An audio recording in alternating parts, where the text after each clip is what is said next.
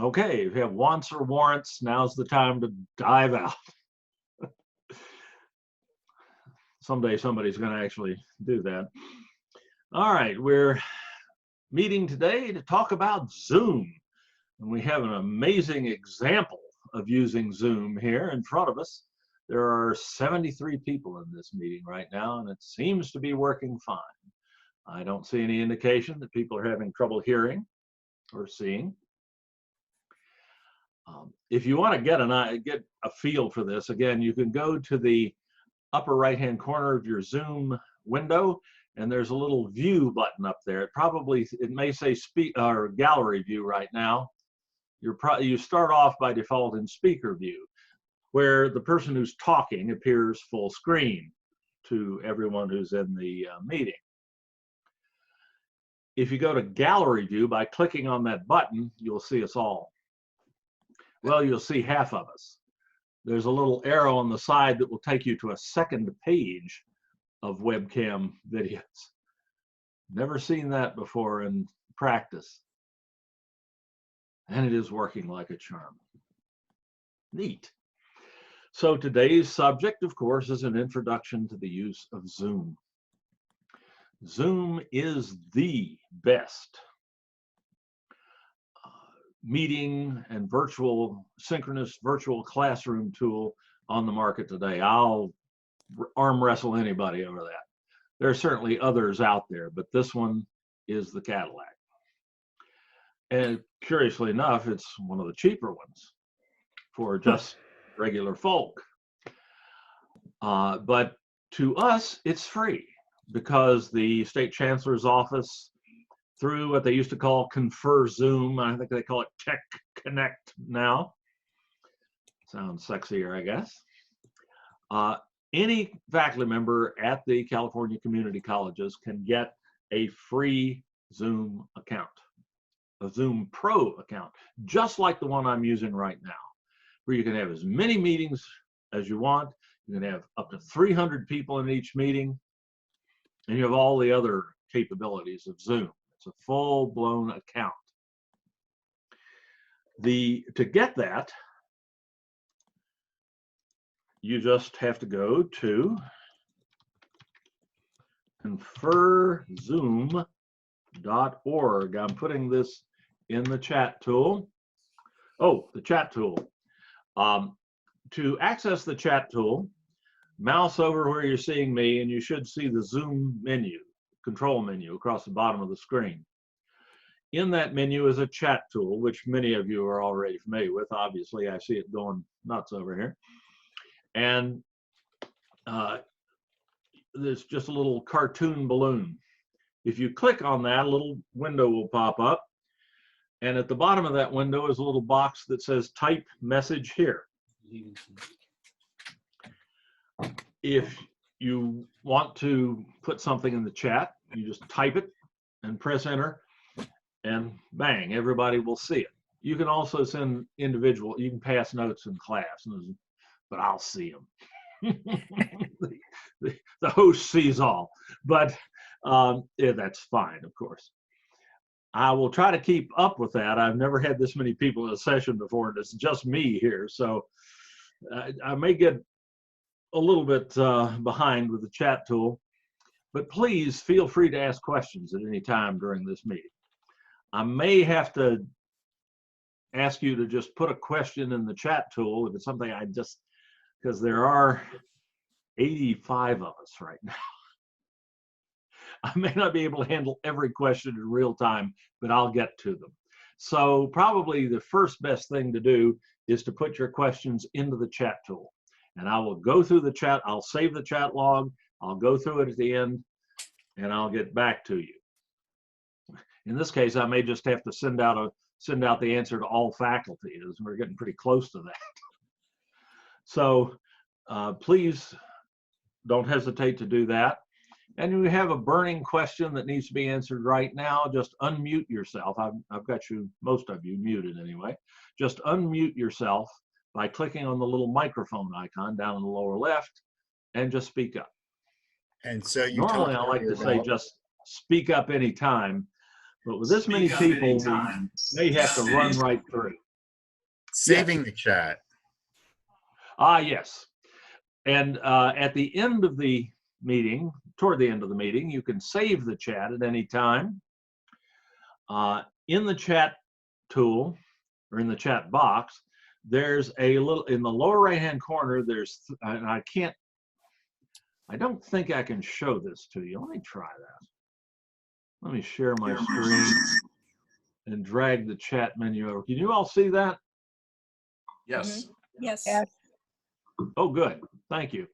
All right, this little icon right here, the ellipsis in the lower right, you click on that, you can save the chat at any time. The chat is saved to the same place that recordings are saved, and I'll show you that a little later on in the session. There. And it's very easy, of course, to go back and forth between the just speaking to one another with video, with live video, and then Dave, sharing was screen. that saving the chat as it was, or the entire chat when you press that button?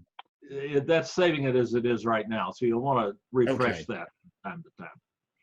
I think Zoom does automatically save it for you periodically, but I'm not sure what the intervals are.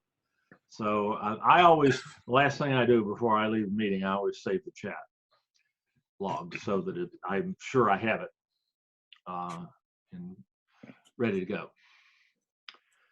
And you can, in setting up Zoom, you can tell Zoom to save the chat log automatically when you leave the meeting as well. Very well. So, what good is Zoom to us? Well, I think you're beginning to see what good it is. It's a virtual classroom. It's just, to me, it's just as good as being in a classroom. The only thing I can do in a live classroom that I can't do on Zoom pretty much is smell the students. Not necessarily a terrible thing. With a little ingenuity and sometimes a little bit of equipment, though you don't need that much, you can do almost anything with Zoom that you can do in a live classroom. And your students, of course, can be anywhere in the world as long as they have a reasonably decent internet connection to enter the meeting. By reasonably decent, I mean any kind of broadband connection is fine. I have attended many Zoom meetings on cellular connections. Even rolling down the highway with my wife driving or someone else driving. I've never tried to drive and Zoom at the same time. I don't recommend that. But from the passenger seat of the car, going down freeway at 80 miles an hour, Zoom works fine. So your bandwidth to attend doesn't have to be that great. Zoom will accommodate lower bandwidths by lowering video quality or even turning video off altogether. But the students can still hear. And they can probably see when you share your screen. Screen sharing takes much less bandwidth than the video chat that we're going back and forth with here. So the chances are pretty good that your students will have enough bandwidth to get in one way or another. And it's, as I said earlier, virtual classroom. If you go into gallery mode, as I showed you, you can see almost everyone, unless you have over 25 people in the meeting, you can see everyone at one time. And if you have more than that, you can page between pages of webcam images, which I'm doing right now. Wow. 92. This is going to be a test. And this is, to me, the most natural way of doing distance education.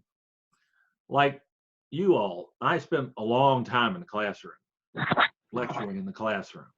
And this is so much like that. And it's fun.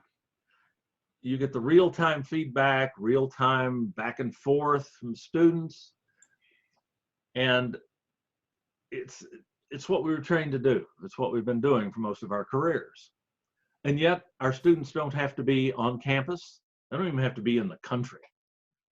All they have to be is attached to the internet and have some sort of device to enter a Zoom meeting. That can be a computer, a desktop computer, a laptop, a smartphone, or a tablet like an iPad. And they all work very well. We'll see the mobile Zoom here in a little bit. But Zoom works about as well on a smartphone as it does on a computer if you're attending the meeting. And in a pinch, if you have to, you can run a class from your smartphone.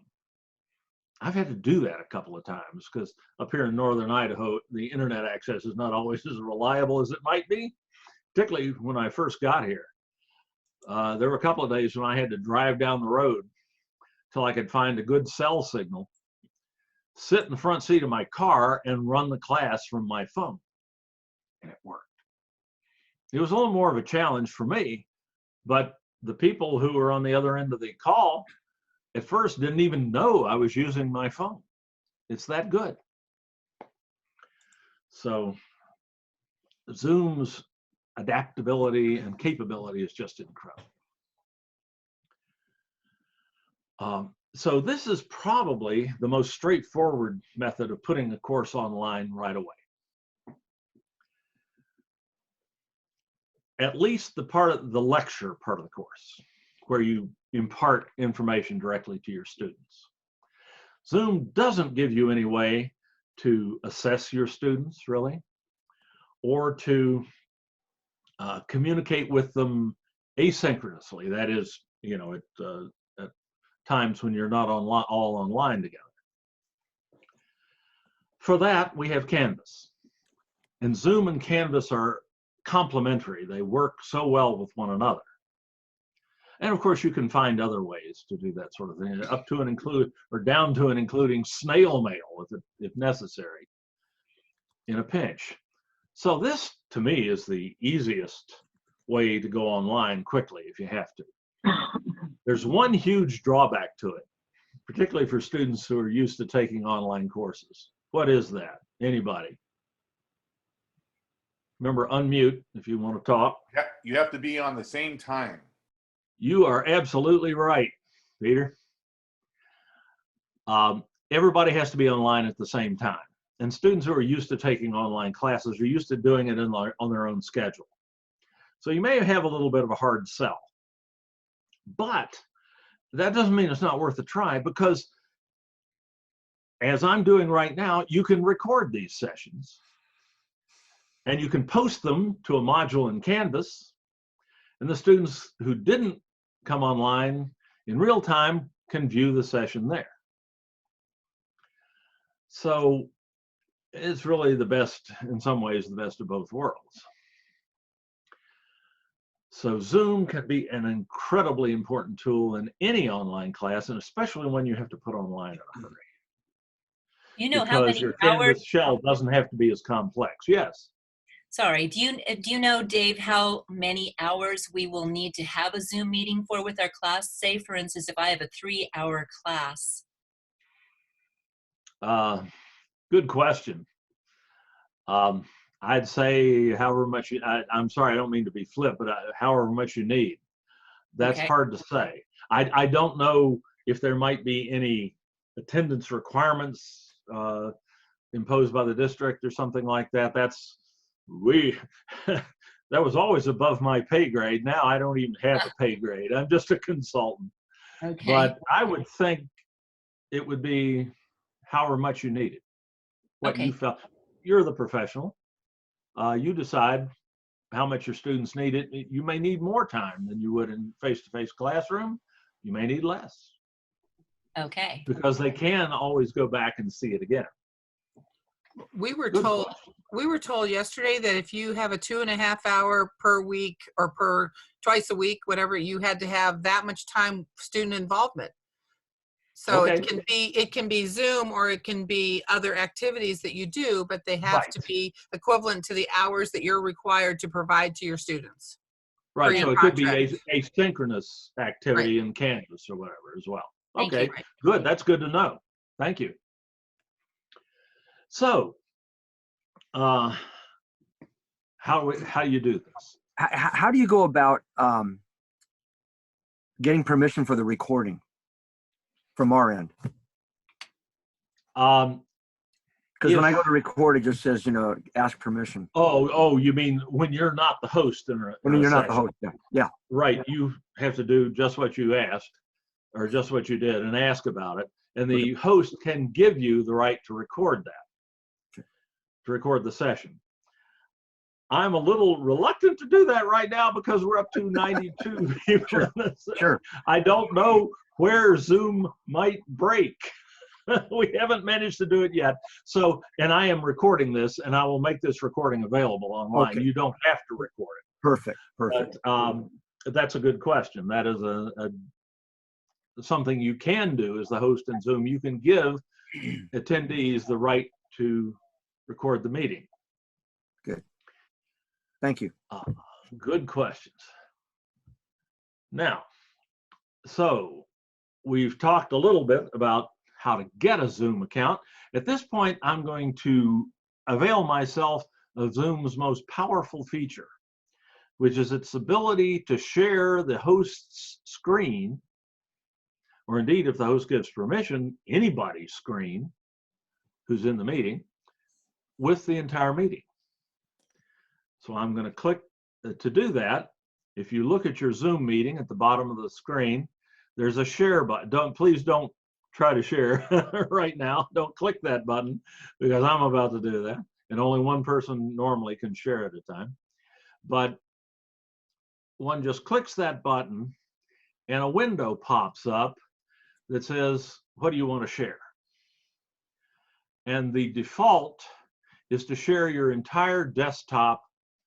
And if you have more than one monitor, the default is to share the monitor that your Zoom window is on. And that's usually what 99% of the time, that's what you want to do.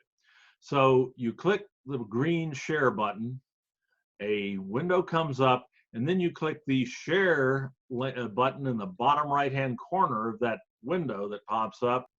And now, presumably, you're all seeing my my Canvas desktop, my dashboard. That just happened to be what was underneath my Zoom window. But that's not what I want to get into right now. I want to show you how to get your Zoom account. You go to conferzoom.org. You click sign up. You fill out a form. Takes just a couple of minutes. Click sign up, and they'll be back to you. They're kind of overwhelmed right now, but they'll be back to you pretty quickly, sometimes within seconds. Dave? I think yes. Mm-hmm. I signed up late last night. This is Janet. I don't have a camera on my desktop, so sorry about that. But I have it on my laptop, which I'll use with my students. Haha. But I signed up last night, and I still haven't received an email. Like I say, they're a little backed up right now. Okay. Everybody in the CCCs are trying to get in right now, but they'll get to you.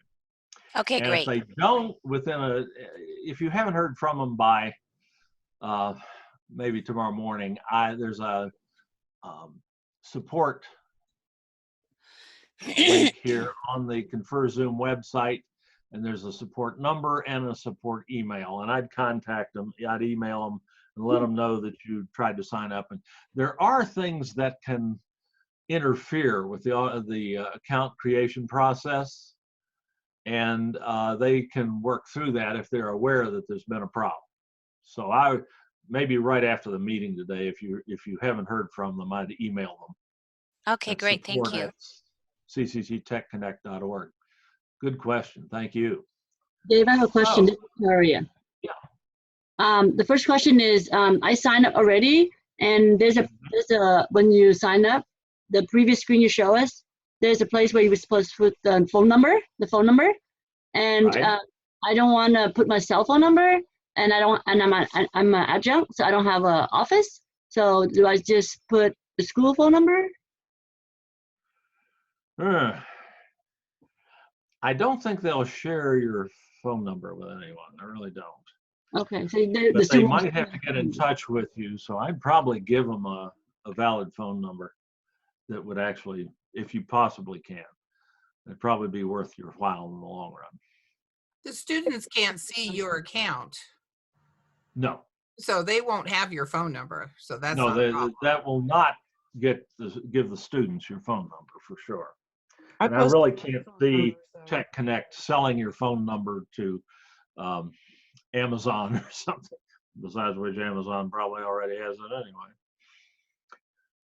So my second question is, if we teach at multiple schools, do we have to create different account for different schools? no. Okay. No, you get one Confer Zoom account that you can use for all of them. Great, thank you. You bet.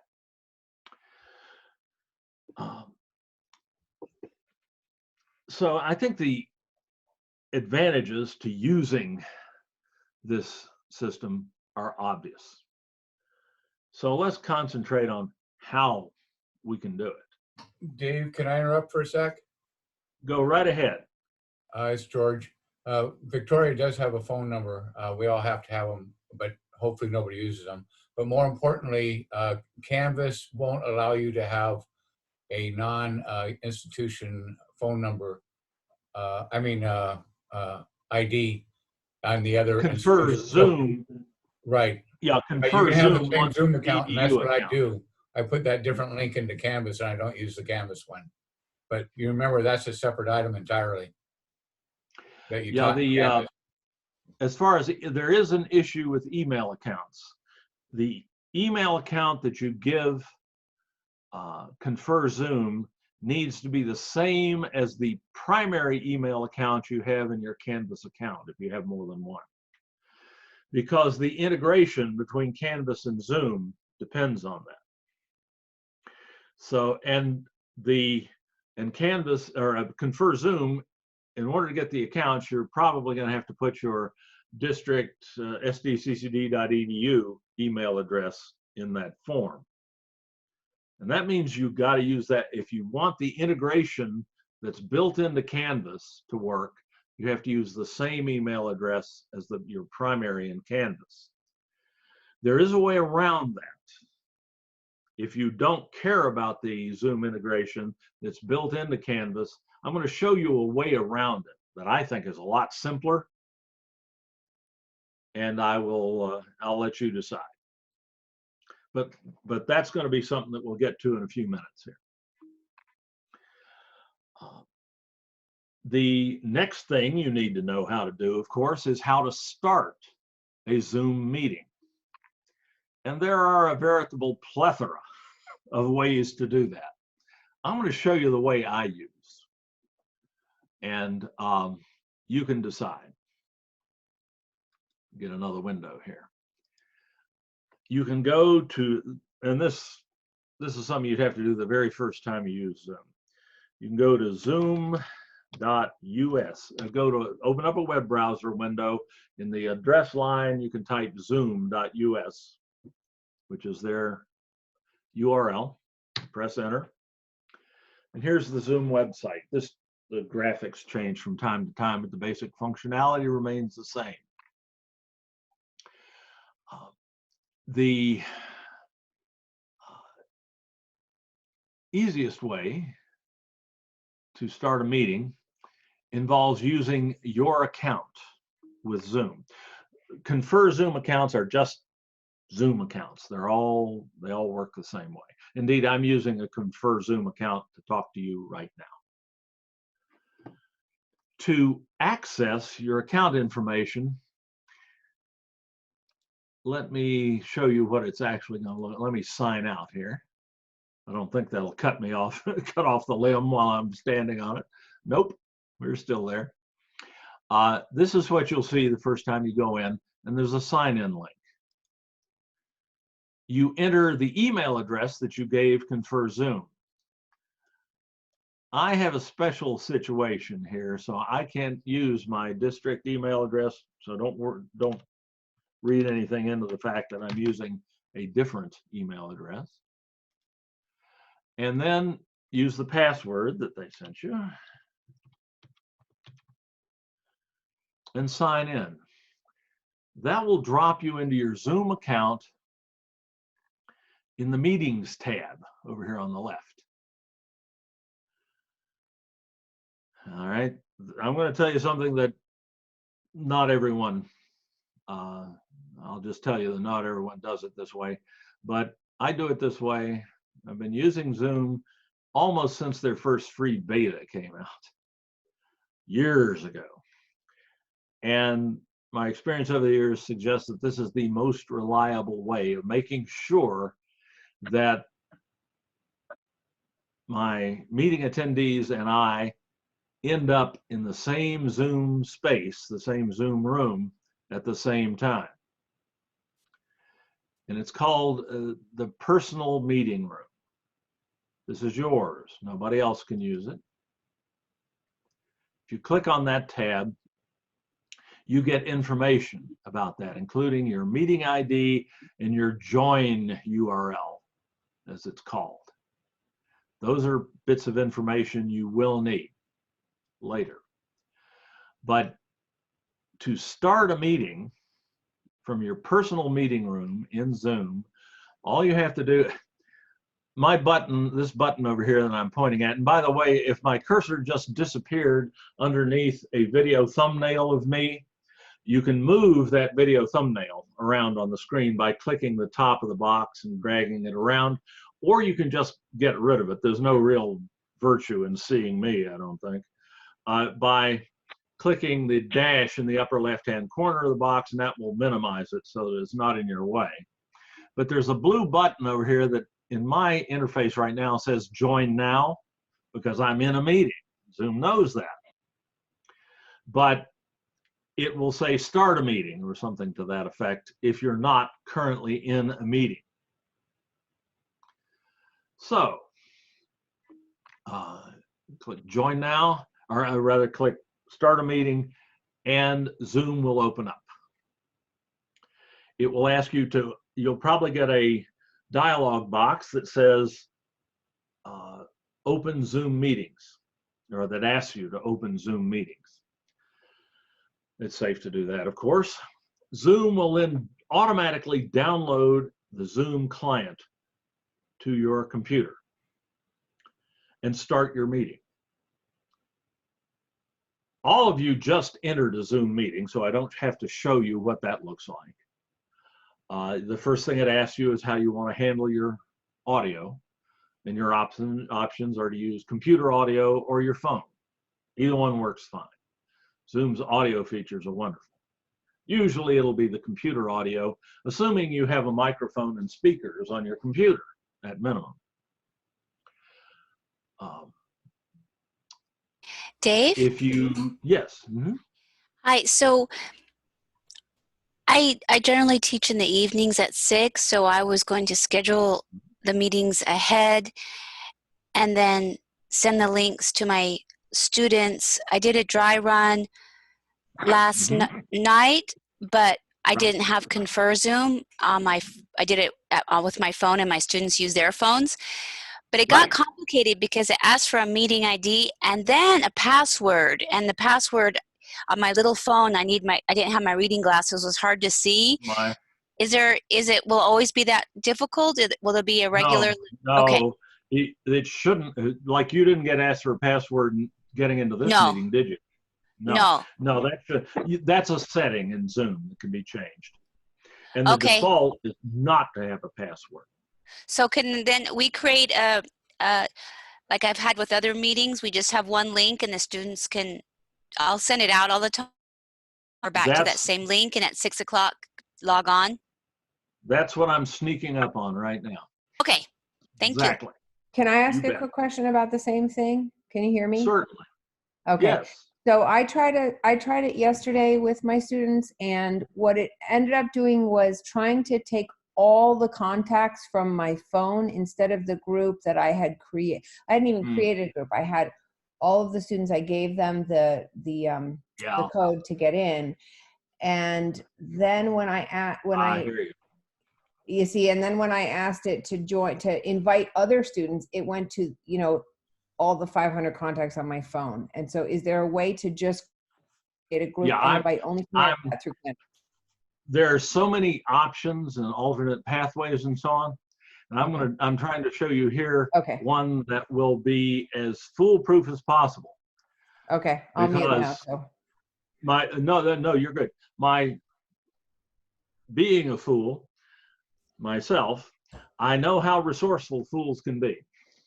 So we're going to do our best, though, to make this as foolproof as possible. And the process that I'm going through here is one that experience has suggested is the least likely to produce undesirable results in the long term.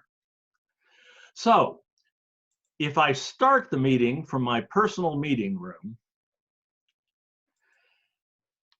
this right here will be the meeting ID. And that doesn't change if I always use my personal meeting room. That's always the same. So you can just email that ID to your students and they can use it and say, use this every time. The students can use that by just clicking on join a meeting, and they'll be prompted for a meeting ID. I just type that in and click join, and they're in there and they're in the right session with you. And you don't have to send out your entire contact list or anything like that. You can just send that email through Canvas, if you like, to your class. But that's, okay, that sounds great. Okay, thank you. Does that sound better?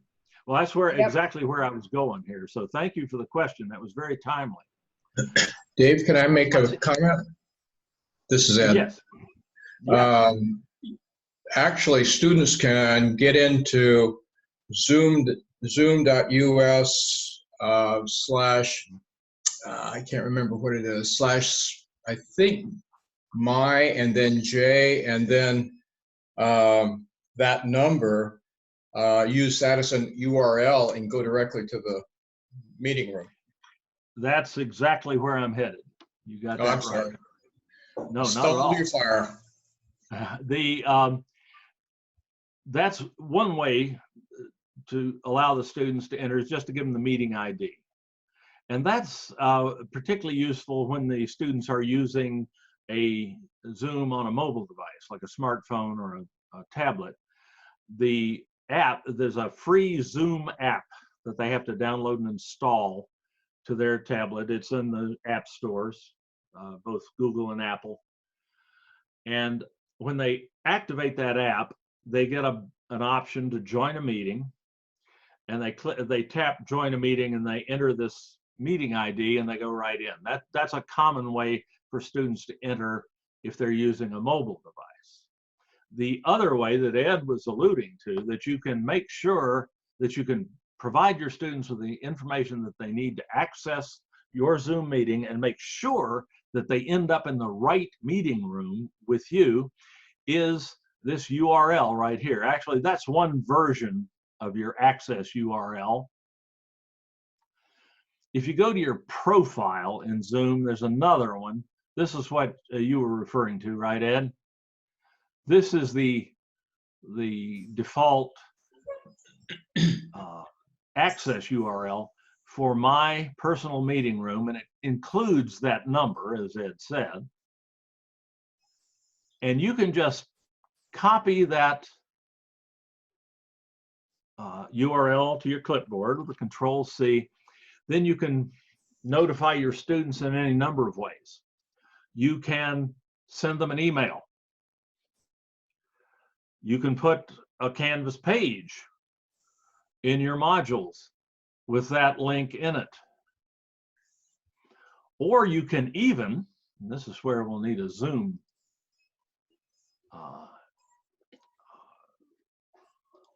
let me just pick a course at random here, or where we'll need a Canvas course. You can even put that in your course menu. You can use the Confer Zoom integration, but we've had a lot of, let's just say it's more complex. Here's what I like to do. I go to Settings in the Canvas course, and I go to Apps. And I have a tutorial on how to do this. Under Apps, I'm going to go to the installed apps because there's too many to sort through otherwise. Have to wait for, there, finally Canvas listened to me. And what I'm looking for is called the redirect tool. It's a swooshy arrow here. Click on that. This allows me to put a customized entry into my course menu here. I click Add App. I give it a name, and I'm just going to call it My Zoom Room. I can call it whatever I like. But then I need that URL. Let's see if I can get that back here. Where did I put that? There it is. There's the URL. So I'll copy that to the clipboard, back to Canvas. And I just Control V and paste that in. And I want this to show in both course and account navigation probably. And then I add the app. Do students then, they don't have to enter the meeting ID because it's in there already? Right. Okay. Perfect. Now I'm going to refresh the screen so that'll show up. And there it is, My Zoom Room. Now, if I or the students click on that, they go right in. I'm not going to open this up because I'm already in a meeting. But at this point, it will work just like you saw when you clicked on that link in the email that Mary sent out, and Zoom started up.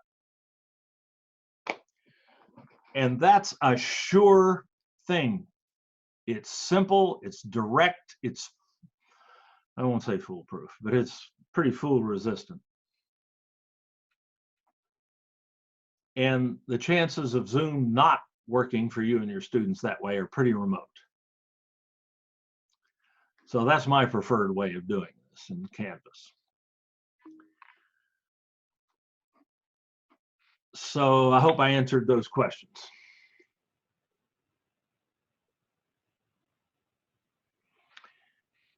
Hi, Dave. I'm sorry. I have a question. Yes.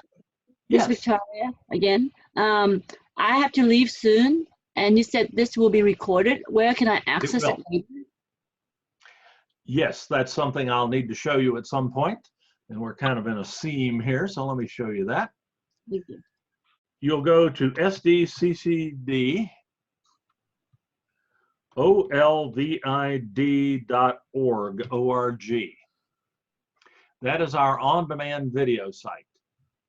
It's linked to various places in the Online Learning Pathways website and elsewhere, but it was even in the Chancellor's email the other day. I was honored. And but the easiest thing to do is just to type that in, sdccdolvid.org, and press enter. That's our website. You'll find this under Workshop Archives at the top of the screen. Workshop Archives. And for a little bit, it'll be the first one until we pile more on top of it. But here are our recordings of our workshops over the last several weeks. And we have some going back years here. There are 3 pages worth of them. Thank you. So that'll do it. You bet. Like I say, we're gonna Been a shame if I forgot that. Very good. Let's see where we are here. Well, we know how to provide our students access. That's easy. It's not the only way to do it. There are always alternatives. But that's the one, in my experience, that causes the fewest problems. We've seen how to start a Zoom meeting. Now I want to show you the various tools that you have available to you during a Zoom meeting. But there's a little bit of a problem. Let me stop the share for a second. Geez, I thought maybe I'd run off people, but we're getting real close to breaking 100. I can't wait to tell them this. I'm gathering that you all are still hearing me and seeing me fine, and the screen share, I'm seeing heads nodding and so on. That's wonderful. God, I love Zoom. I can just tell right off the bat without even having people having to talk. And this is a terrific tool. Sorry, I enthused. Where was I? Oh yeah, there's one bit of a limitation in teaching Zoom through Zoom. A lot of the stuff that I do to manage the session down in the Zoom menus and so on aren't, even if I share my screen, they're not transmitted to you. I've never been able to figure out a way to make that happen. So what I've had to do is make a screencast of the, of me running through the Zoom menu items and giving a broad overview of each of them. And then I have to play that video for you in class, which is something you can do. Just like the old coach, you show movies in class. And I can take a break. I can rest my voice for a minute. I did a session this morning too.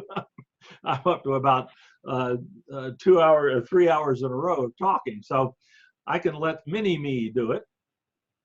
And I'm going to do that right now. Dave, before you do, can I ask a question? You certainly may. Can we tell how long a participant stays on Zoom with us? I think there are some tools built into Confer Zoom that will allow you to do that. I'll be honest with you, I've never used them. Okay. But that's a good question. Would you mind typing that into the chat tool? Sure. And I'll look it up and I'll find out. Okay, thank you. I'll let you know. I know there is an attendance tool, but I think it's limited in applicability, but I don't remember the exact details. I don't want to shoot from the hip and tell you something that's not right. So thanks on that. So let me share my screen. And this is something you want to practice with yourself. You get your Zoom account, go online, or start a meeting. Doesn't matter whether there's anybody in there with you or not. Zoom will still operate the same way. And you can practice sharing your screen and trying different menu items and things like that to your heart's content without having to have anybody see you practicing. So I'm going to go ahead and share my screen again.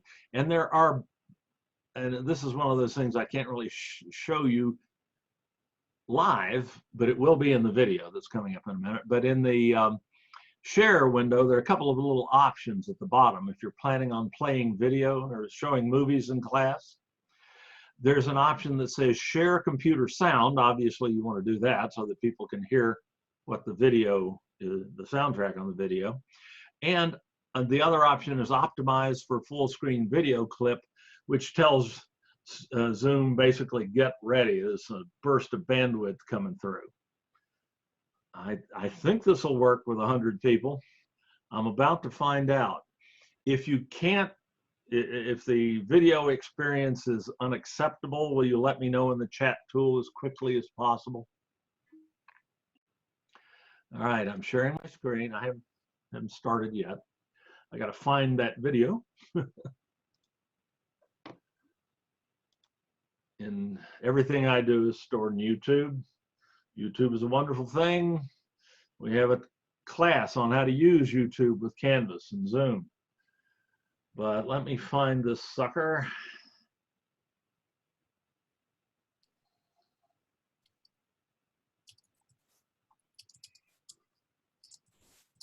Oh, I know where it is.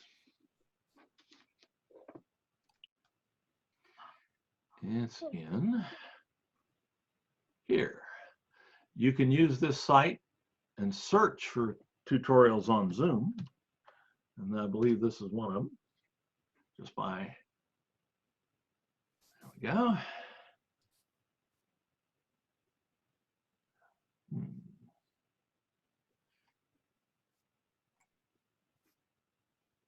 Nope, that's not what I wanted. Okay.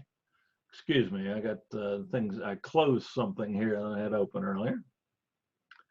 I'll find it.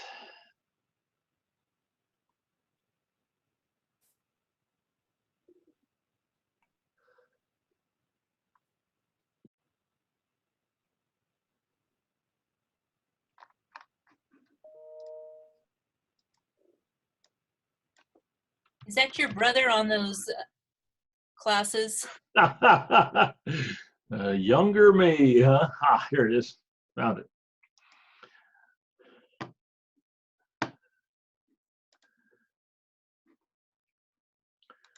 All right, I got it.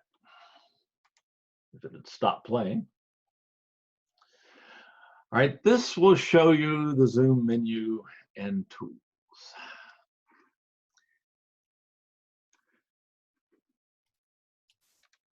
Hi there, and welcome to a quick trip through the Zoom tools and menus that you'll see when you're in a Zoom meeting as the host. Some of these menus and tools are also available to participants, but we're specifically going to look at the host view here today. We have to pre-record this because you can't do this while you're in Zoom. I can't share this with you while you're in Zoom. And we'll start with the general view. You'll probably come up by default in speaker view, which shows whoever is talking in full screen. Actually, I've messed with this a little bit because I have pinned myself so you can see me in this. If I unpin the video, what you will see is actually your attendee who last spoke or who is currently speaking. And I'm going to go ahead and pin myself back there. That's something you can do for recording purposes. The other option for viewing the meeting is gallery view.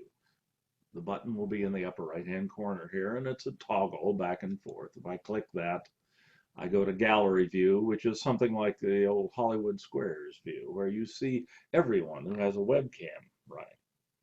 I have 3 devices in the meeting right now.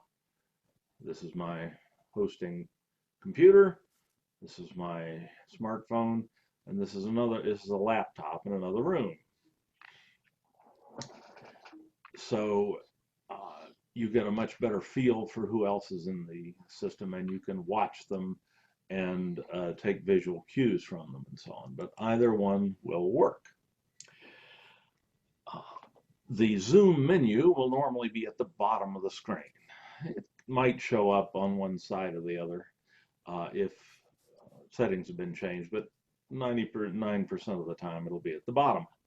If you don't see a menu at the bottom of the screen, mouse over the video window and it should pop up. We'll start from left to right here. The first icon in the lower left is the microphone or the sound icon. This, the thing you'll do most often here is mute yourself. You can do that by just clicking on it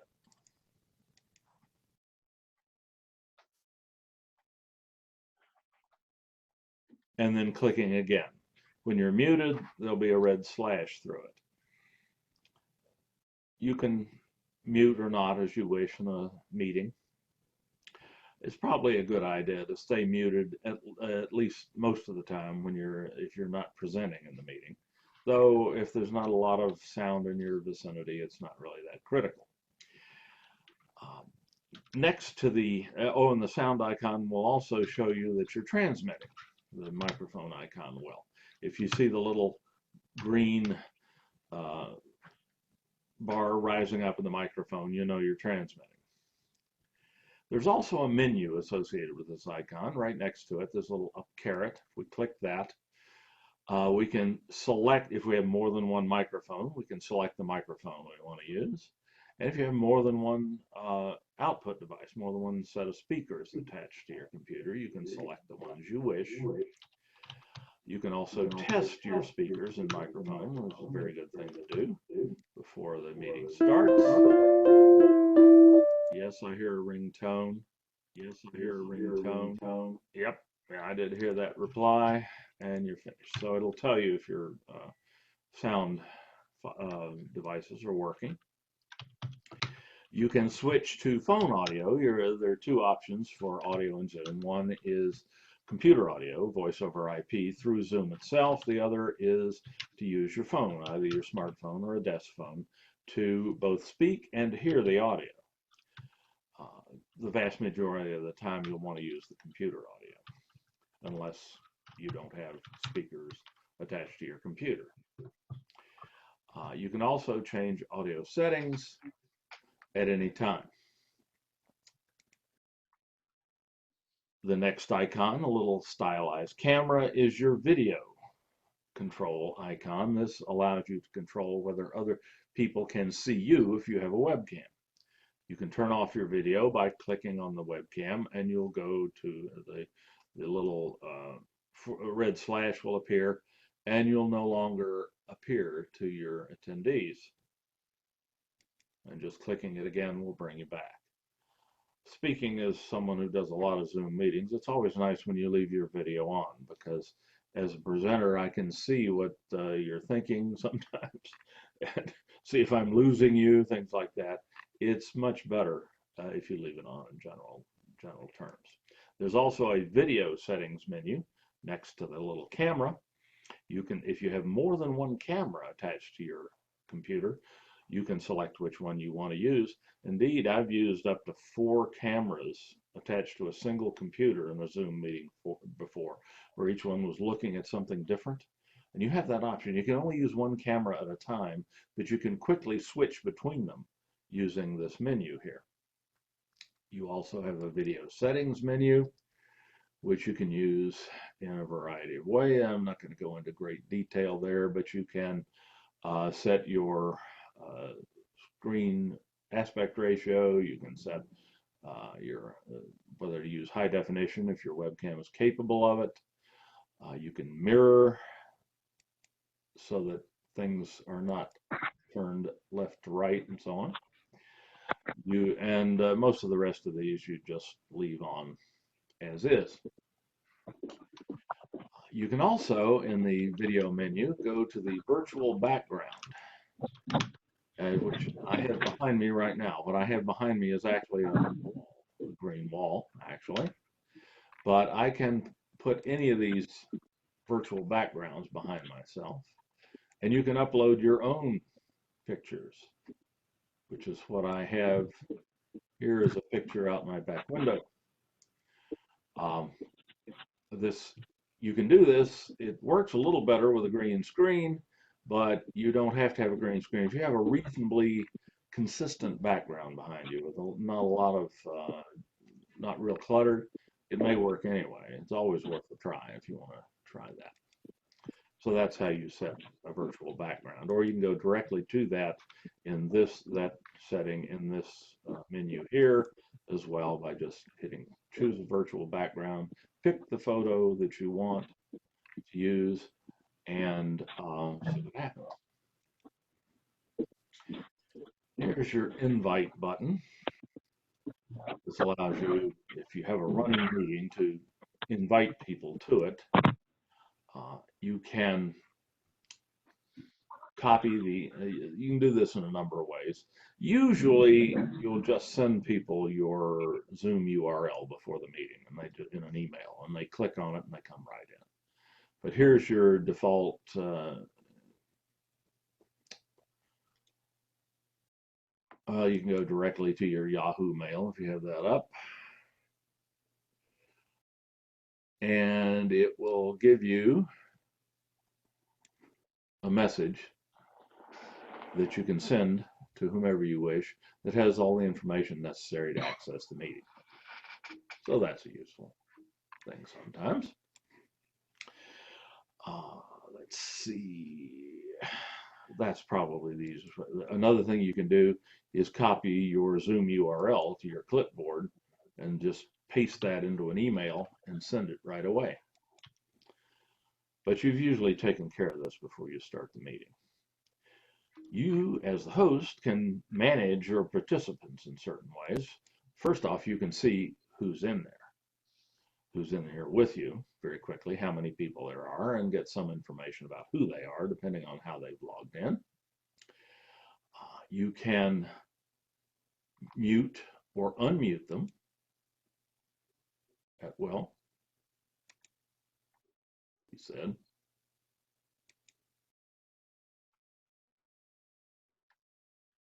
What that does is send a message to them asking them to unmute themselves, actually. You can also chat with them directly. You can stop their video. You can make them a host so that they can do things that normally only you can do. Or well, you can make them the host and cut yourself off, or make them a co-host and they can do some of the things you can do that normally they wouldn't be able to. You can allow them to record, which people will occasionally record by themselves. So they get their own recording of this. If they happen to be a real-time captioner in your meeting, in order to provide that service, you can assign that to them. You can rename them, or you can kick them out of the meeting in an extreme circumstance. We won't be doing that today. Also, here are buttons where you can do things like, you can mute everyone at one time if you need to. You can unmute everyone. And you can set certain default behaviors. This is where you can also answer questions or surveys, yes or no. Sorry about that. They can ask for go slower, go faster. They can like, dislike, and so on. But mainly what you're doing here as the host is looking to see who's in the meeting with you and muting and unmuting them at need more often than not. All righty, I'm not going to do polls right now. That's something we'll take up later in another video. We can share our screens. This is one of the most important capabilities of Zoom, so you definitely need to know how to do that. This button right here is very prominently featured to share your computer screen so that people can see what you're doing on your computer in a lecture situation. You just click that button and it asks you, well, what do you want to share? Almost always you will want to share your desktop, your entire screen. That's much simpler. Just do that and you'll be fine. You also have the option to share a whiteboard, but that's not going to come up in it very often, and there are better options for that I'll show you later in the presentation. But you probably want to share your dashboard. Here I have 3 dashboards because I have 3 screens on this machine. You will not probably have that, though you may well have 2. But I would share your entire screen. There are a couple of options down here at the bottom that you may want to consider if you're going to be sharing video with your attendees, like playing a YouTube video that you'd like them to see and hear. In that event, you should check both of these options. The default is to have those off. And then just click Share. Now, Can I ask a question? whoever is attending this meeting is seeing this. Yes. Yeah, sorry to interrupt. So I would want to share a PowerPoint and go through it as I talk. So I would just want to share my desktop, share the whole screen like that. Correct.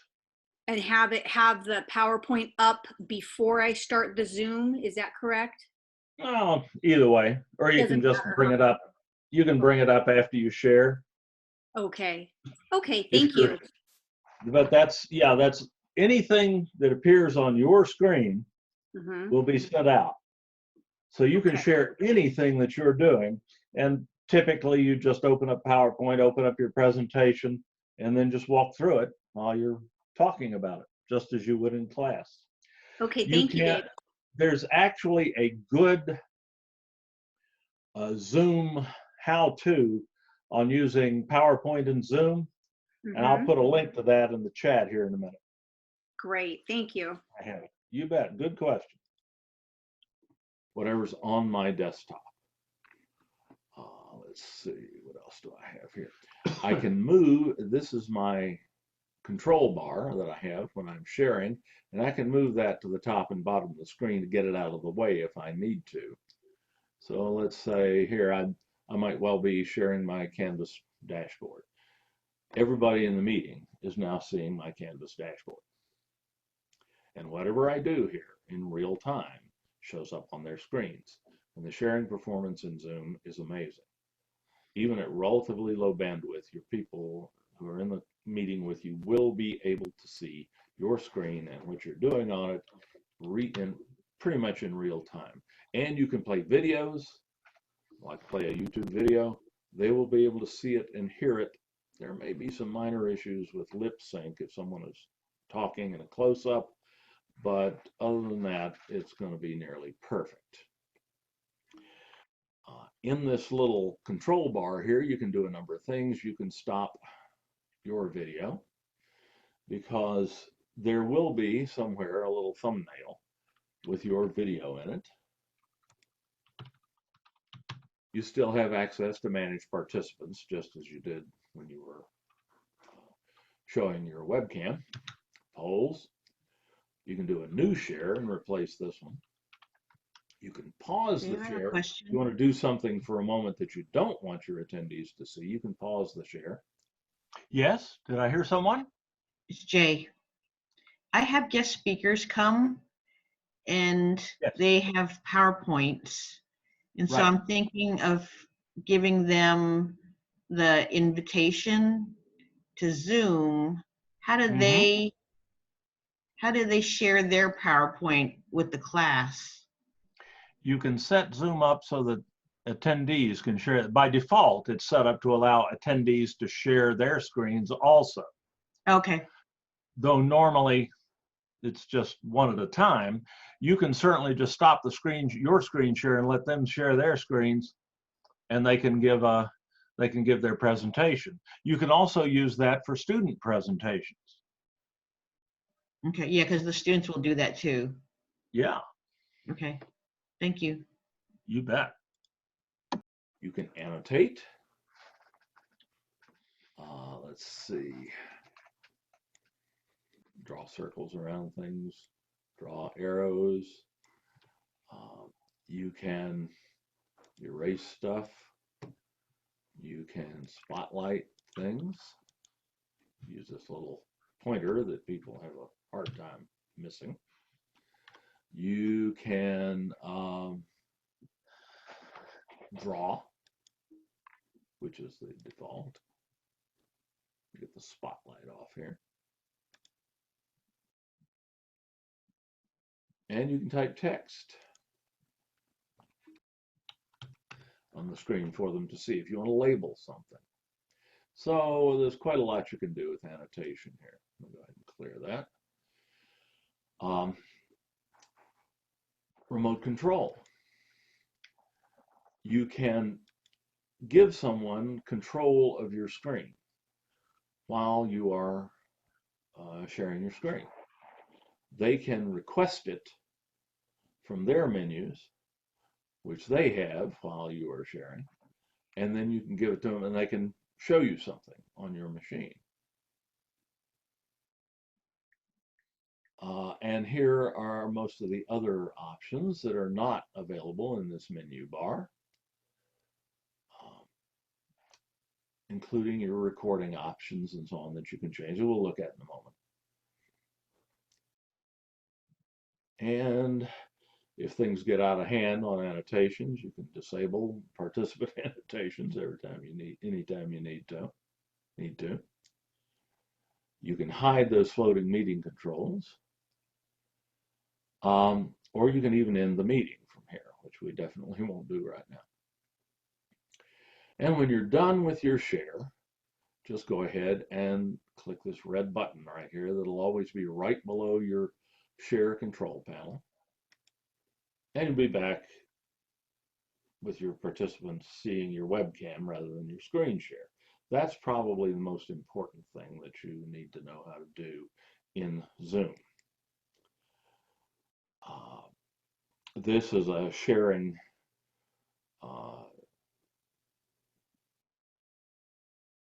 control menu. If you have this checked, other people other than you can share, but only one at a time. And then we're not going to look at advanced sharing options right now. Probably the second most useful tool in Zoom is the chat tool. If I click on that, I get a little chat window. Whatever I type in this message box at the bottom will be displayed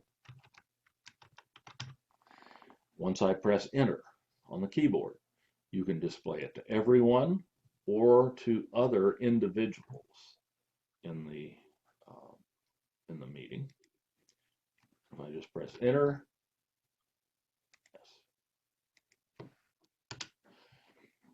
yes, whatever I type appears here. You can put links in here, all sorts of useful stuff. When you're done with the meeting, near time when you're done, you can save the chat using this little chat menu here if you like. And you can control who people can chat with and how, and so on. So the chat tool is very simple, very basic, works very reliably, and it's a wonderful thing to keep running as you're doing your presentation so that people can ask questions or participate or share comments without having to interrupt you. And you can move this window around on the screen. If you have multiple monitors, you can drag it right off to another screen and keep it open so that you can keep an eye on it the whole time.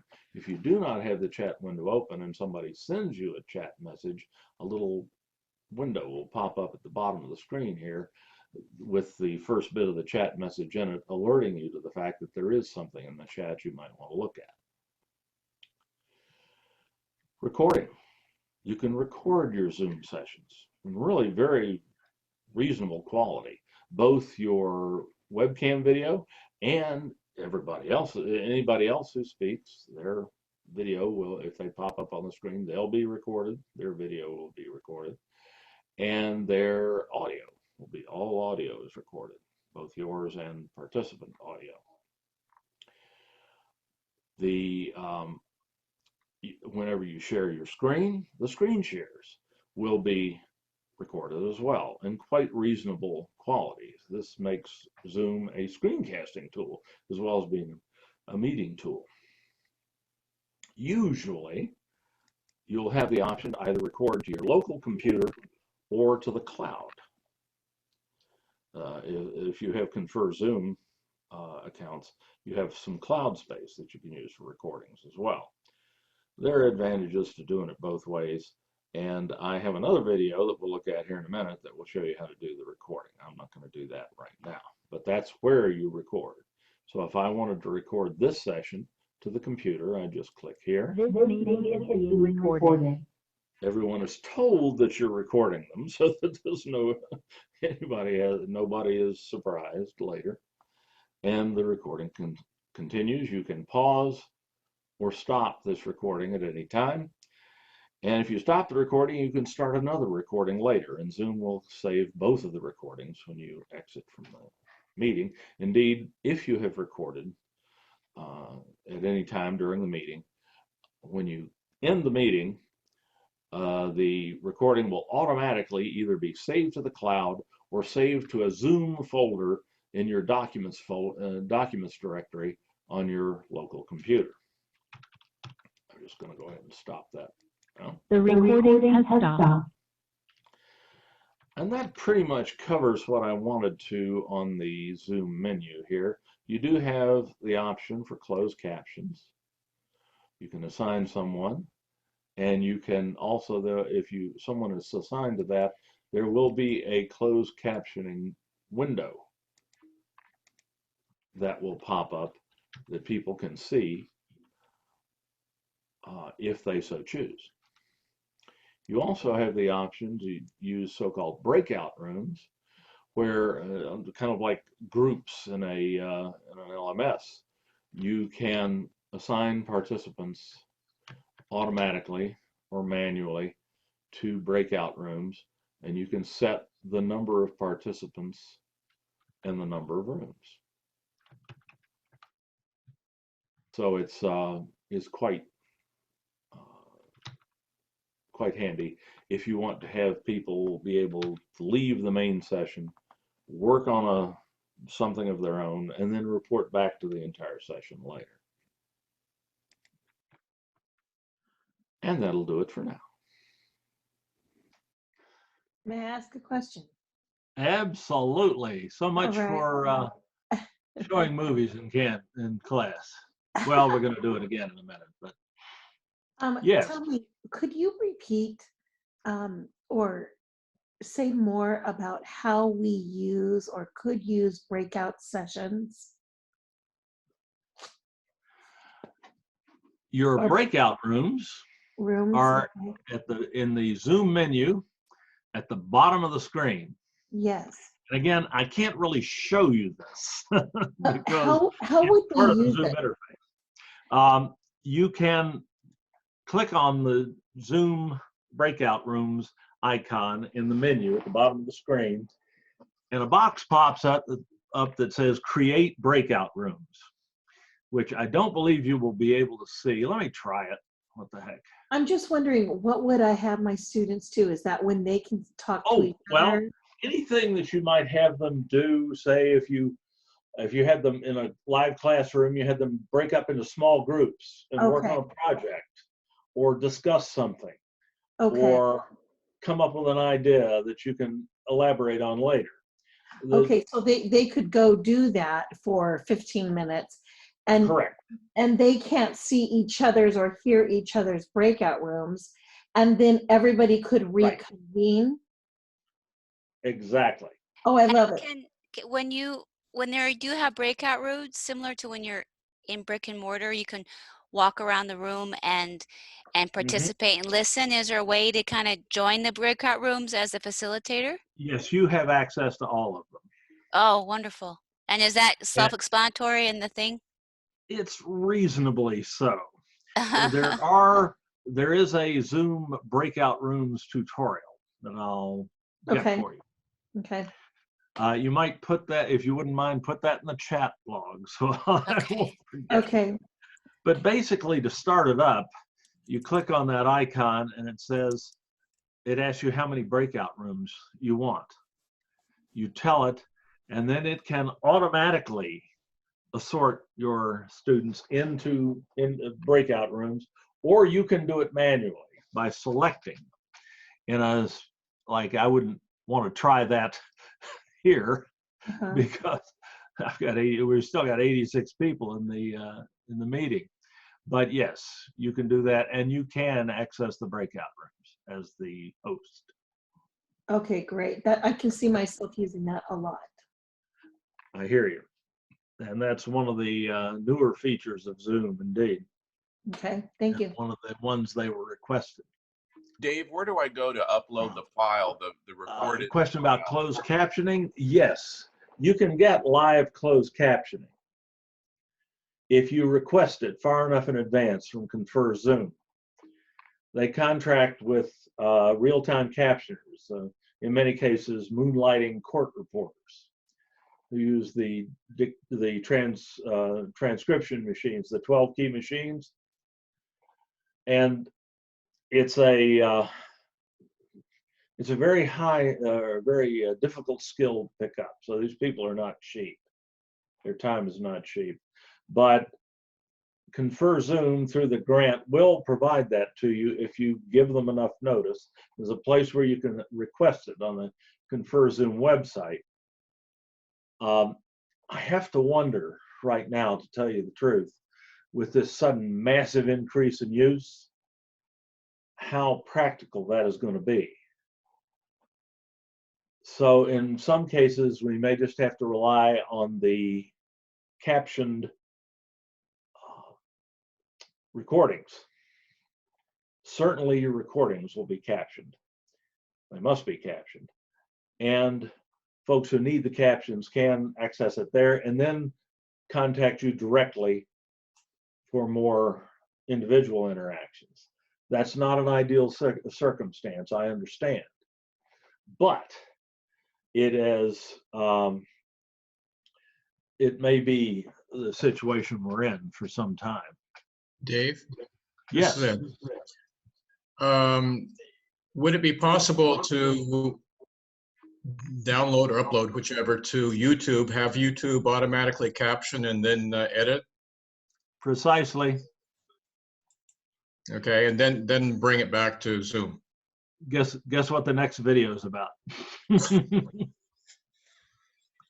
Exactly. I'm stealing your fire all the time, aren't I? Yeah, well, you're keeping things moving along. I appreciate that. That's a very timely question. Certainly, you know, Zoom is a synchronous tool.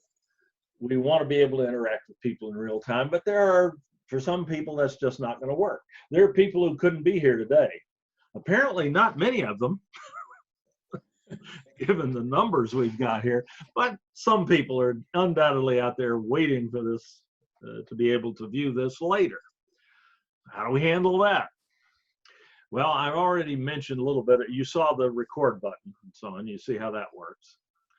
You do have two options. Let me reiterate that. You can record to the local computer or to the cloud. If you record to the cloud using the Confer Zoom interface in Canvas, Confer Zoom, the hosting service that's used by Confer Zoom, will create the captions automatically, just as YouTube will. And they're pretty decent. But I personally prefer to record to the local computer because I retain control over my videos that way. Not only that, I have the option to edit the video before I put it up. If something happened in the session that I'd rather not share with the world, I can cut that out, or I can, more likely, I can add content that I forgot. I did a session the other day on overview of Canvas, and I left out a critical menu option in Canvas. I couldn't believe it. So I was able to take the video and insert, re-record or record that particular snippet that I left out, insert it into the video, and on the recording it looks just like I remembered to do it in real time. So there are enough advantages to doing your recording to the local computer, and it's also more reliable because you're not sending your recording over the internet. It all stays local, so the chances of something corrupting it or losing part of it or whatever are much less. Not that that happens often, but it can. What's a good... I like to record to the local computer, do any editing that I need to do, and then upload it to YouTube, where it is captioned automatically with one of the best automatic captioning tools in existence, because let's face it, Google has money. And it's been a priority of theirs for a long time. And then you can share the video with your students in the same way, in the usual way of embedding it into a Canvas page or putting a link to it in Canvas. So that's what I'm about to show you. But I think somebody was about to ask a question there. Yeah, I was just asking, could you recommend an easy to use video editing program? Yes, Camtasia. Okay, good. It's by far the best mid-range video editor that I know of. And it's a lot easier to use than Premiere or Final Cut Pro. It's also a lot cheaper than those. The cost educational license is about $160. All right. It's not free, but it's good. I have some. All right. Now, let's see how to make a recording and get it up on YouTube.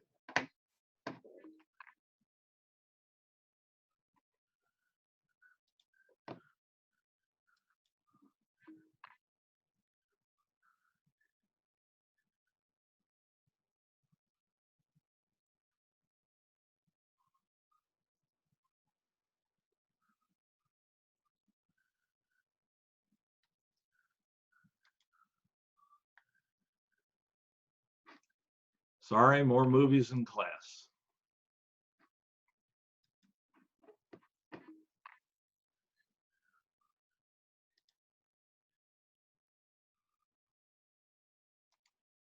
Is there a way to make it a bigger screen to see the details better? It's hard to see. You mean when you're sharing your screen? Yeah, it was hard to see some of the instruction you just showed us before the video. Yes, because it wasn't full. I should have full screened that video. I'm sorry. I'll do that with this one. When I play this video through YouTube, I always have the option of playing it full screen. So I should have done that. Sorry about that. All righty, I'll full screen it. That'll make it a little easier to see. Though that's way bigger than I need to be, but recording a Zoom meeting to your local hard drive and then uploading it to YouTube to share with your students. When recording in Zoom, all you have to do is click this little record button down here in the Zoom menu at the bottom of the screen. You should be asked whether you want to record on your computer or to the cloud. You can actually do either one, but I prefer recording to my local computer because I retain control of the recording in that case. .com into the, whoa, sorry. I hit the wrong thing, pardon me. Video is going to focus on this option, recording to the local computer. If you should not see this option when you click the record button, if indeed you don't see this little up caret beside the record button, you won't get this option. You can fix that easily in your Zoom settings by going to zoom.us, signing into your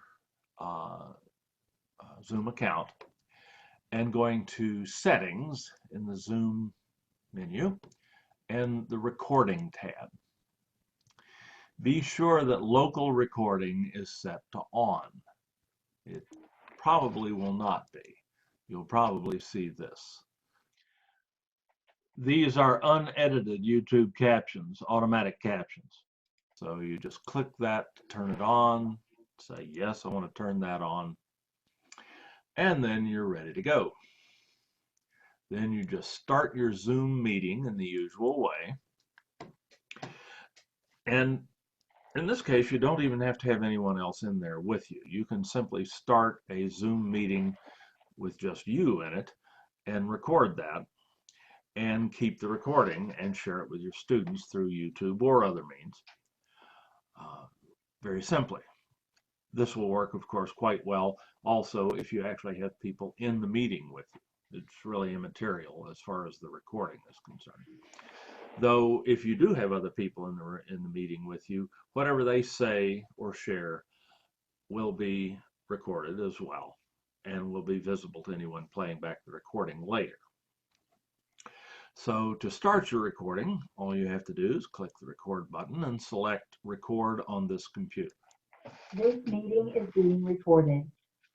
Now everyone's notified of that audibly as well as visually up here in the upper left-hand corner, so everybody knows to be on their best behavior, hopefully.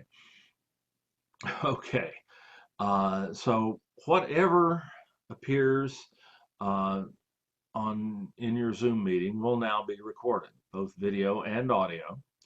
And by video, I mean the video of your webcam, but also any screen shares that you do.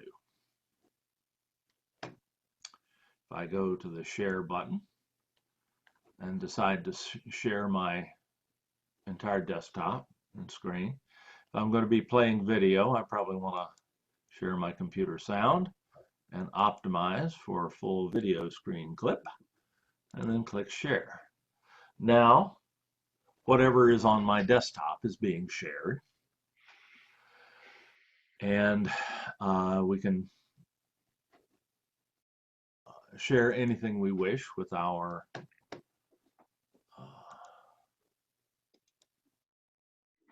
students, like a YouTube video, whatever. And on its face is a scar with many telling a story. And all of that's being recorded by Zoom. So Zoom does allow you to record not only your webcam, but also to do effectively what's called screencasting, which is to record your video screen if you share it, and record anything that you say, record anything that the computer plays, anything that comes through the computer speakers as well. You can switch back and forth by stopping your screen share. You can switch back and forth between recording your computer screen and recording you or whatever your webcam is seeing.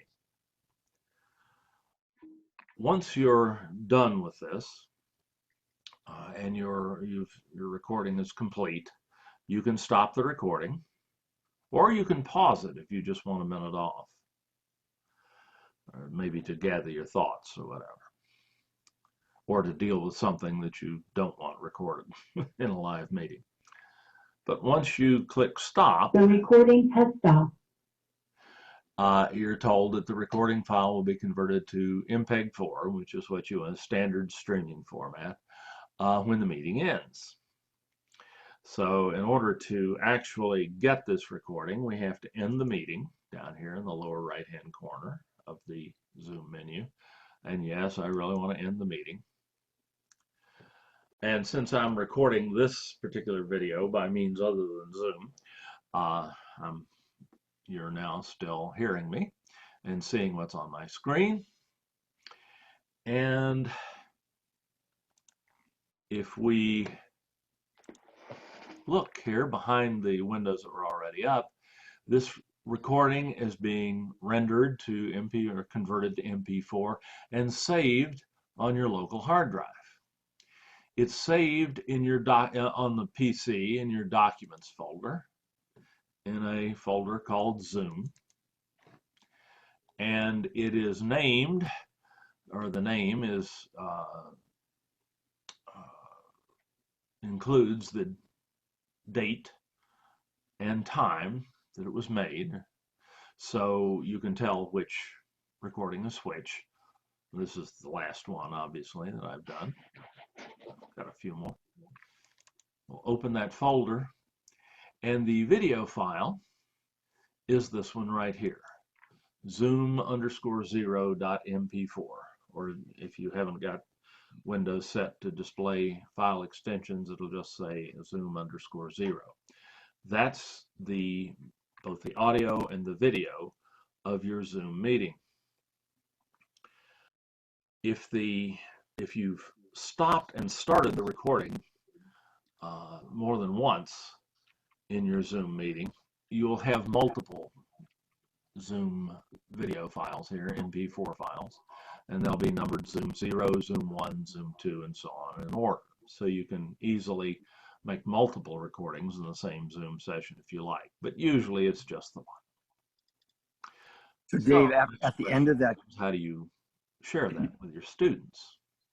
And that's exceptionally simple. Can you go back and sorry?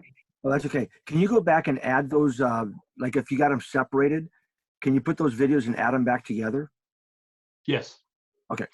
Well, you have to have some sort of video editor to do that. Of course. Okay.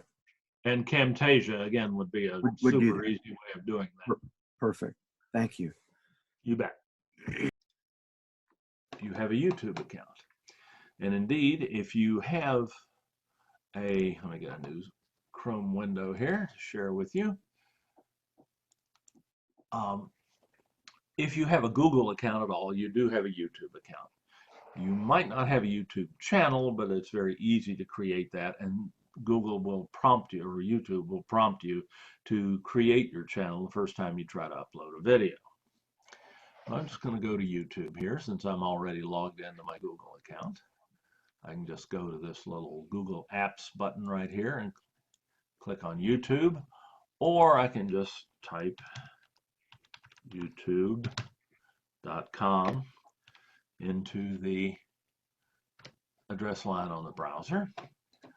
YouTube knows who I am. If it doesn't, you might be prompted to log into your Google account here, but probably you're already in there. And to add a YouTube video to your channel on YouTube, all you have to do is click this little button right here that's labeled Create a Video or Post. And little stylized camera icon with a plus sign inside it. We'll just click that. And I'm going to upload a video. I could also just go live, which is a little bit like Zoom, but not really a one-way type stream. But I'm going to upload a video that I've just made. I'm going to select the file that I want to upload. And I'm going to go to my Documents folder, just as I showed you a moment ago, and go to the Zoom folder. Scroll down to my most recent recording, open that folder, and click on this zoom_0.mp4 file, and click Open. Since that was a pretty short one, first I'm going to be asked for some details here. Let's see, I don't know if I can get away. The title, is required, and I probably want something a little bit more descriptive than zoom_0. So let me just do Zoom example. I don't have to add a description necessarily. Let's see. You do have to say that the video is not made for kids, assuming it's not. That's a new legal requirement that YouTube's had to implement. So now it'll let me do next. And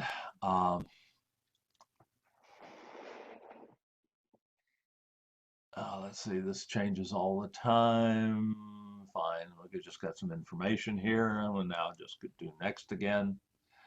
And I'm going to say publish. I'm going to take the default here, which is to publish it right away. And oh, there it is. It's ready to go already. And I'll just click done. Oh, I do have to say visibility. I want it to be, my visibility options are public, anybody can view it, and it can be searched for. Private, which means only certain people can see it, and they have to have a YouTube account. And they have to be logged into their YouTube account in order to view it, or more likely unlisted. I want the video to be unlisted. That is, anybody who has the address, the web address, the URL for the video, can view it if I provide that to them. But they don't have to be logged into YouTube or anything like that to view it. So unlisted is my usual version, unless it's something that I don't mind sharing with the general public. Whenever you feel like you can, that's a good idea. And we'll click done. Now the video is published. And we can share it with people just by taking this video link right here. And we can click this icon that says copy that to our clipboard. You see that's been copied to the clipboard. Then I can just close it. You can always get that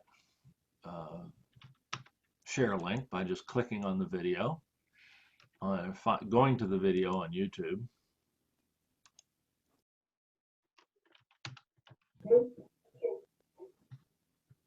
Now everyone's notified of that audibly as well as, and just going to share, and here's your video URL.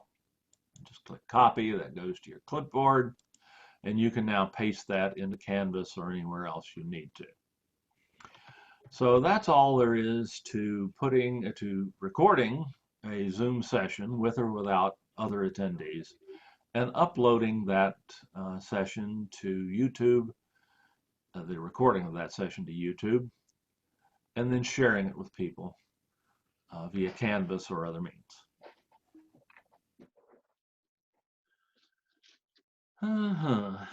All right. By the way, there is a way to prevent this from happening. We'll try to get to that here in a minute. Okay, I've been trying to catch up with some things in the chat tool while this was going on. That video is available, particularly the specific record manually video is available on the SDCCDOL vid video site that I just linked into the chat tool once again. We're getting pretty far down the list here, and we've still got about a little over 15 minutes. The question that often comes up at this point in time is, okay, with Zoom I can do so much of what I can do in a classroom, and I see that here. Anything that comes up on the screen, I can share with my students in real time. I can record it.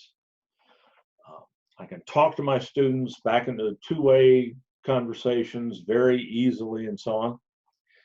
But there's an element to most classes in the classroom that really hasn't been addressed very well yet, though I have seen allusions to it in the chat tool today. And that, of course, is, what about the whiteboard? You know, I get up in my class and I write on the whiteboard and I draw things on the whiteboard and my students see it and we talk about it and so on. How can I do that in Zoom?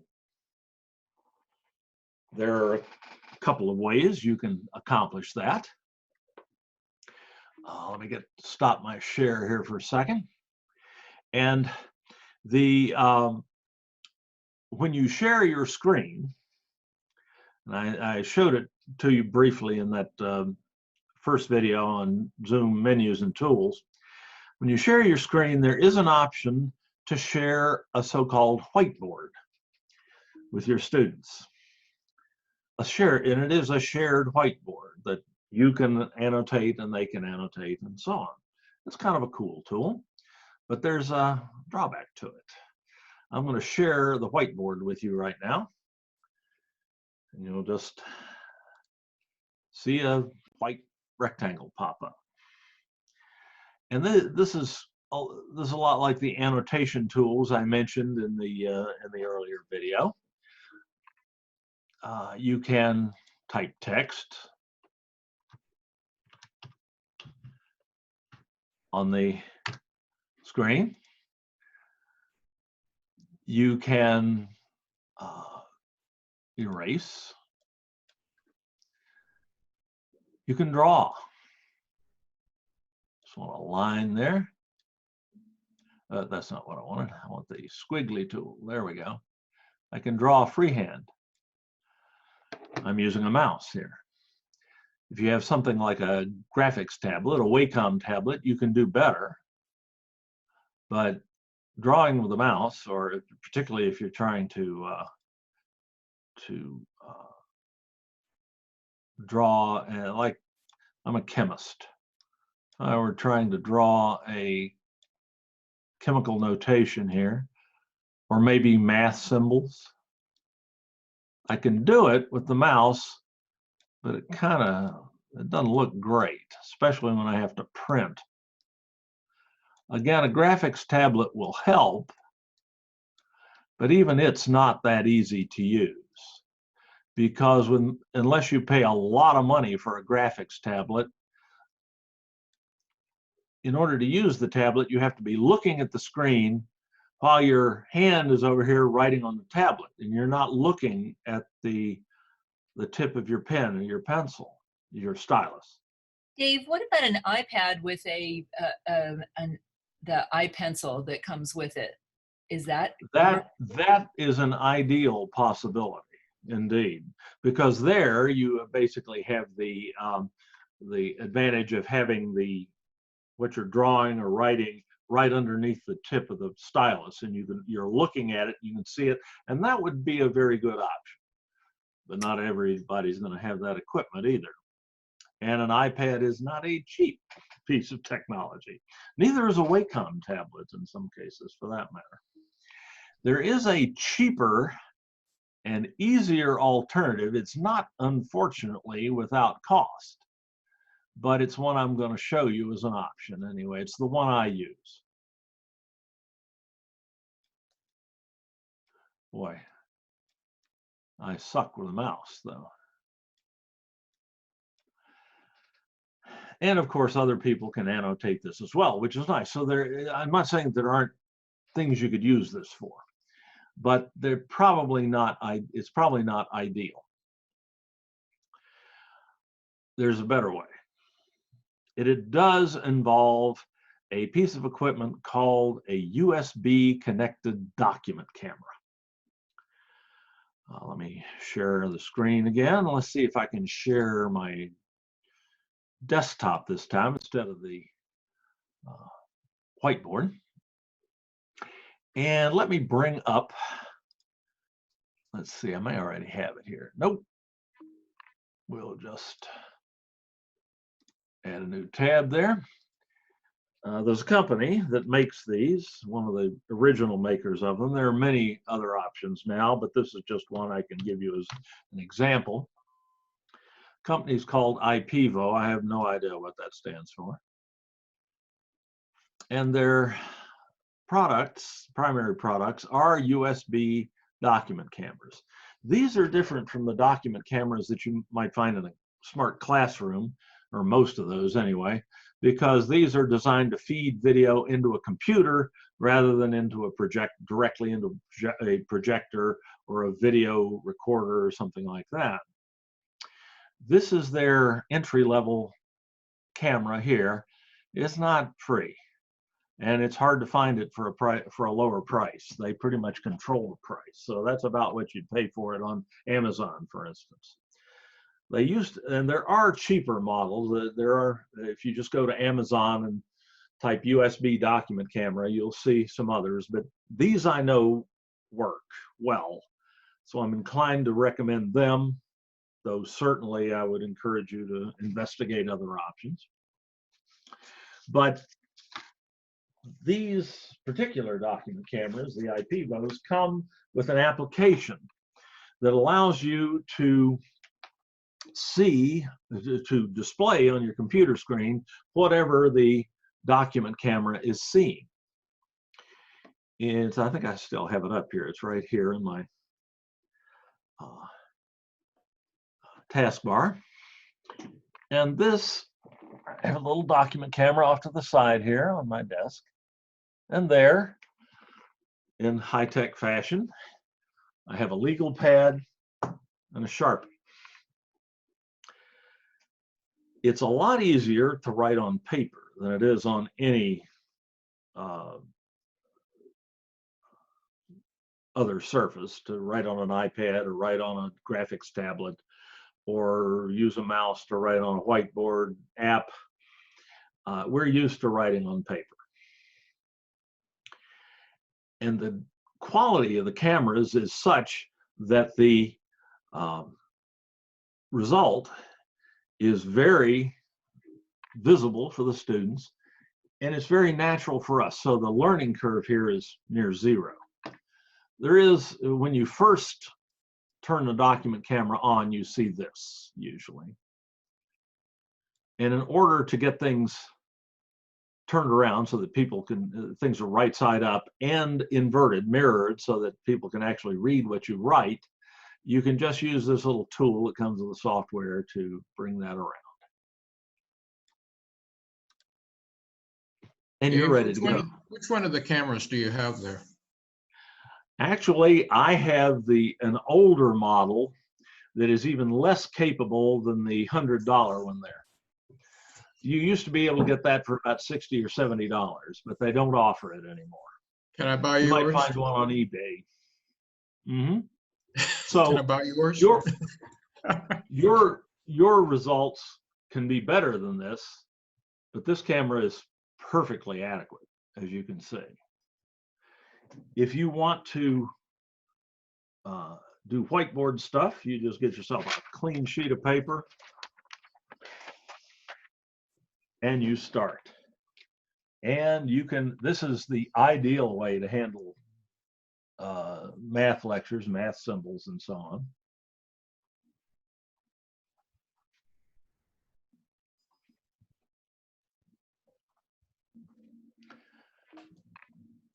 You can run through things in process.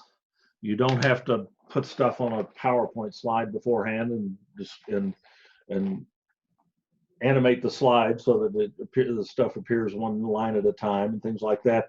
You can just write it on a piece of paper as you would on the whiteboard on the wall, except it's easier to do this than it is to use the whiteboard. Even you can write more legibly, and the students can see exactly what you're doing. What happens if you pick up a big pad of paper right now and just show it to us? Oh, I put it on my document camera, or rather my webcam? No, just on your chest, right there on your sweater. What if you just show that, if you show us a pad of paper, how clear is that? Not very. So working with the flip chart would not be a good idea. Sorry if I'm too loud. I can see that 2x to the yeah, but I can't write on it while I'm talking about it. Dave, you could do that, certainly. Dave, but remember, it's a suboptimal solution. Excuse me, Dave, if I can interrupt, I remember when you had me buy that 5 years ago? Right.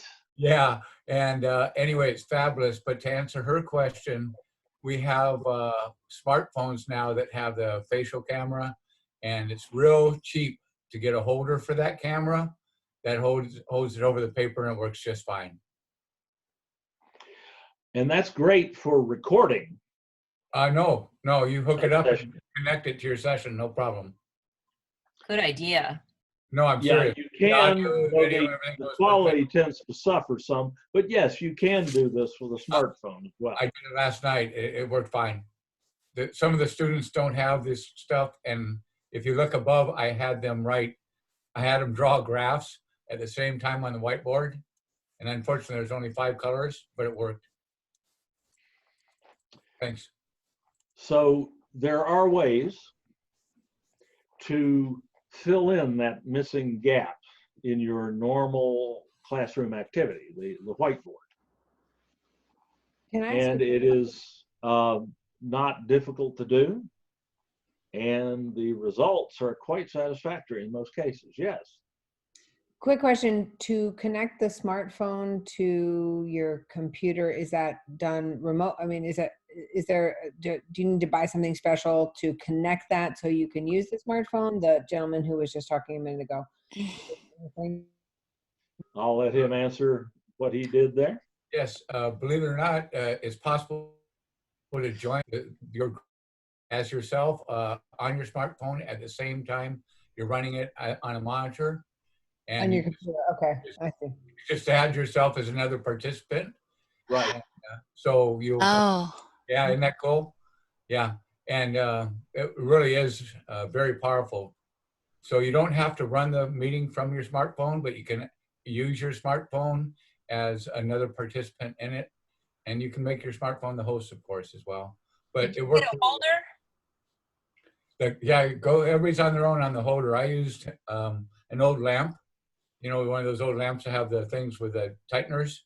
Yeah. Yeah, and I just attached it to that. It works fine.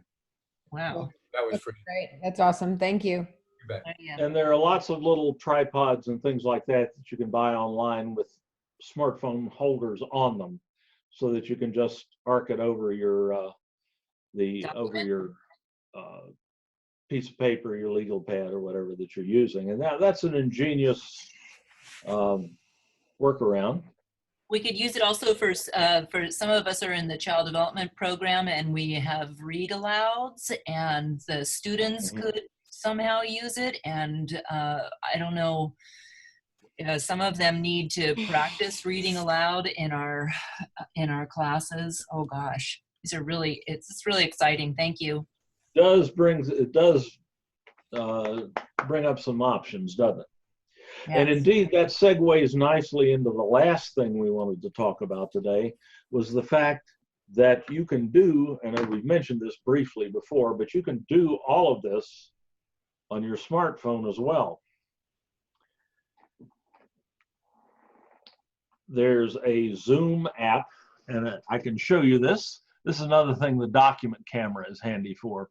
If you want to show your students how to do things on their smartphones, this becomes very useful. So there's a lot of good things about these cameras. But the Zoom app is freely available in both the Apple and the Android app stores. This is what the icon looks like, a little white stylized camera on a blue background. Right. Tap that and open the Zoom app, and I can actually start a meeting from my phone and run it. But more often than not, what people will be doing from the phone is joining the session. If I tap that, and I actually hit it, it just comes up and asks you for the meeting ID, which, let me stop my share a minute. I ought to have this memorized by now. I changed it recently, so 391-499-5946. That's my personal meeting room ID. That never changes. So people are not likely to end up in the wrong place. So now I can share again.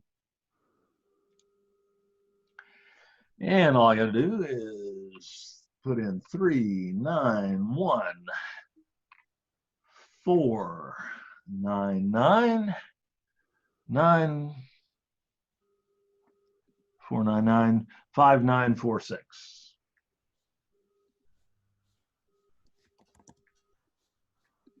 And hit join.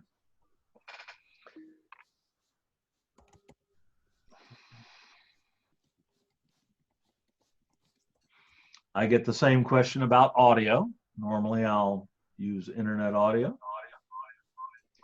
This meeting is being recorded.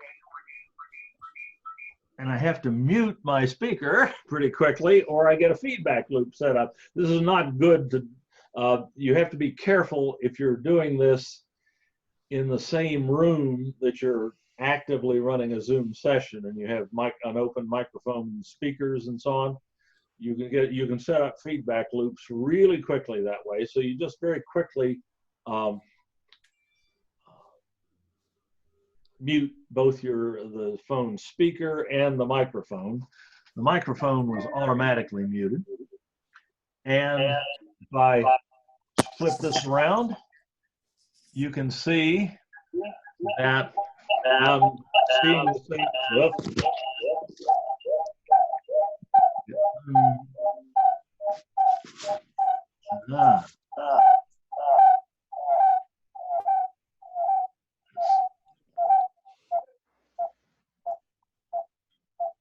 There we go. Unfortunately, that doesn't completely mute the cell phone. So you have to be a little careful, but there you are. You're in the meeting on the phone. You can see everything that you would see if you were on a computer. And indeed, you can do innovative things like we mentioned earlier with using the iPhone camera to simulate a document camera. So that pretty much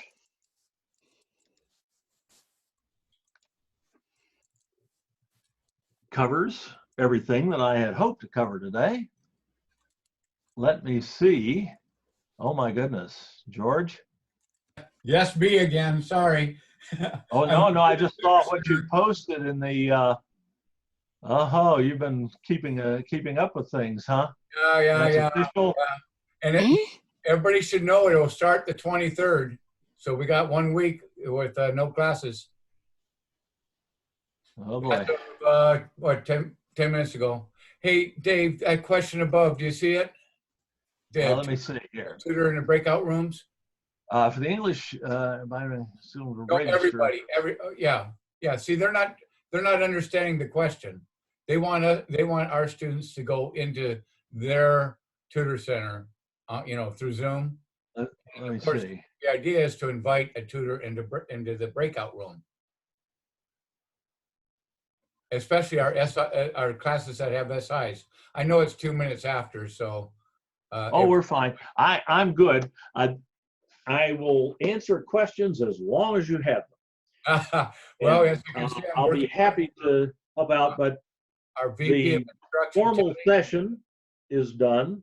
Yeah. Thank you so much for attending. I know some of you probably have to go. Some of you already have, but an amazing number are still there. Thanks so much for coming today. We'll keep offering these sessions again and again. Even on the same topic, they vary from session to session depending on the questions. So you're welcome to attend to any of them you wish. Mary is sending out announcements every whip stitch right now as we're setting up more and more sessions. We are looks like I'm getting a phone call. Sorry. Thank you very much. Save your chat. Save the chat. Thank you. Yes, indeed. Save your chat. I will save the chat log, not to worry, and I will post that. I'm going to start posting those with the videos. So don't panic on that. And thanks very much for your wonderful questions and your attention today. Now, let's go back to this issue that I'm just now catching up with. Sorry. Yeah, it's okay. I actually, the English Center, in order to abide by campus guidelines, students will register into our Canvas shell. Once they do, they're given a range of options. There's the English Center website as an entry point. You would handle that on your own website, certainly. No. You could put your own meeting URL in there. Okay, back up a sec, Dave. We, in the math department and other special needs classes, have a special instructor tutor that is in the math center, right? Right. We would like to be able to invite that particular tutor who is used to working with these students, have been working, in my case, for, is it only 6 weeks that we're in and we're already doing this? Wow. Yeah. Wow. But anyway, do you understand what I'm saying? And if we can figure out that, then we can also, as faculty, try and understand who is actually helping our chat room breakout people when they come in, instead of just getting to somebody that is in the tutor center. Follow what I'm saying? Yeah. And there should be a way to do it. I bet you don't know what it is now, but you are a wonderful guy in this, and I know you're going to figure it out. How about, I'll need to think about that a little bit. Yeah. basically getting anyone into a particular breakout session is just a matter of making them a host. Right, being able to invite them. Gives them access to all the breakout sessions. So that means that, like, our Attilia is our, Matilda, do you know her by any chance? Have you seen her, what she does? She's our vice president of education. Right. Yeah, instructional, yeah, guide. So underneath her is all the tutor centers, right? And so she's following on this as well. So whatever you come up with, you could just send to her, or you can send it to me and I'll send it to her. All righty. Well, how about sending me an email? Yeah. Out of the chat tool here with as much detail as you can. Well, you got it right in front of you. You got it right in front of you right now. We got breakout rooms that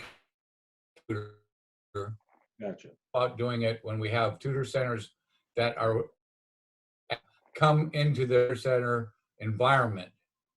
Right. Correct? Yeah, so Right. it's all right there. And as you see, you not only have Chris, L209, L208, L05, but you have 3 campuses all doing the same thing, right? So it's not, it should be fairly straightforward. Mainly what I would think, my original idea is that we need like Tracy and or Della, the lower level people that actually assign the tutors, to make the tutors available online at the same time, and then have that as a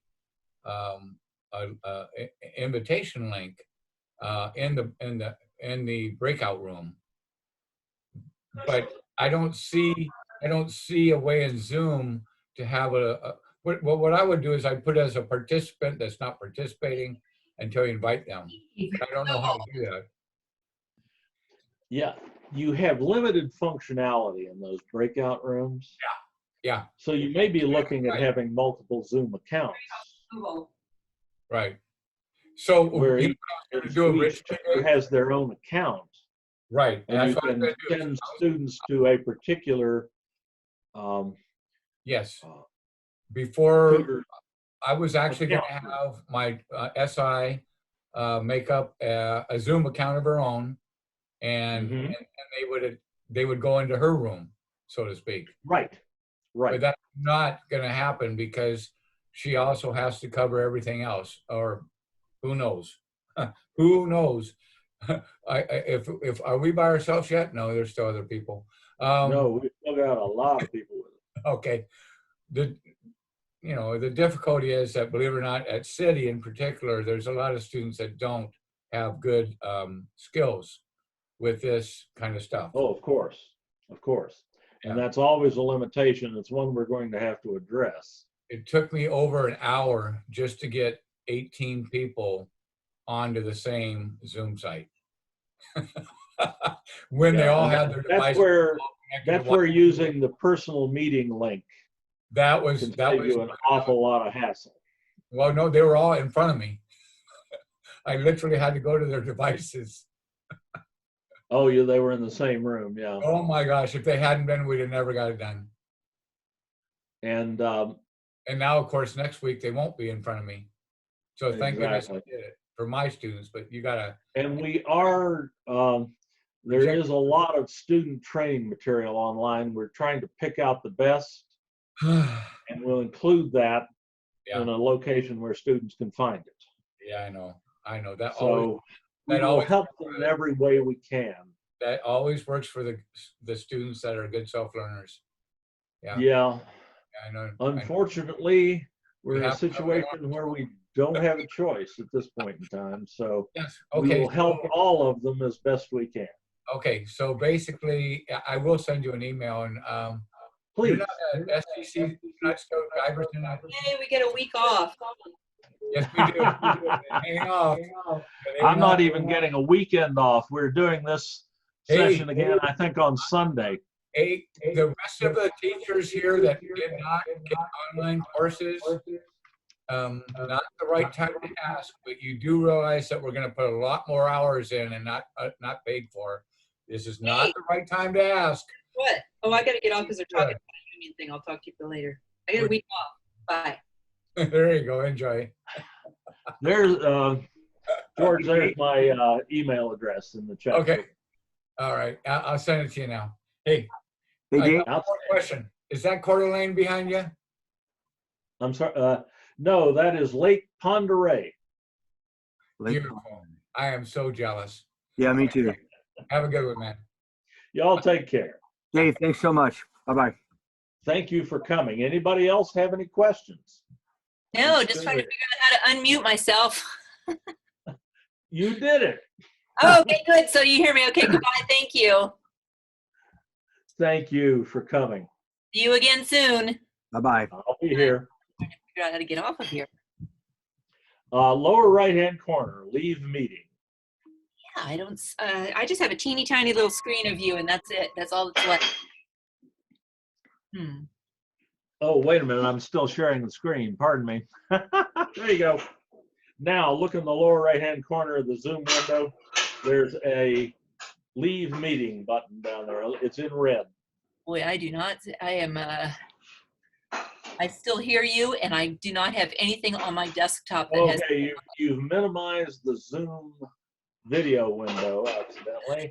It'll be down in your taskbar with a little Zoom icon, a little white camera in the blue oblong. Participants 18. You got someone's doing their dishes. And the one thing that happened, and you if can't. you click on that icon, you'll see the video window pop up, and you can click on it and bring it back up. If you click on it. Dave, can you hear me? Yes, I can. Oh, I had a question. Is there any way to connect an iPad to the computer so that sometimes we can switch to the iPad and sometimes to the screen on the PC? To use the iPad like a second screen on the computer? Yes, because I can write on my iPad. Yeah, there are ways you can do that. For one thing, as George suggested, you can just log the iPad into the Zoom session as a separate user. You can log into the Zoom session twice, have one window with you on your computer and the other with your iPad. Mm-hmm. And then you can use the iPad. Right. So you're a separate user? You're a separate Zoom participant? Right. Like my smartphone's in there right now. And my computer is in the, so I'm logged in twice on two different devices. And so I'm logged on through my iPad and right now, and so I could follow everything. The only concern is that if I record things, then I want to because I can put my PowerPoint on the iPad and write on it. So I've used that in class actually, the iPad. But the concern is I don't want to save the video on the iPad because the Camtasia software, I don't believe it works with the iPad. If you're recording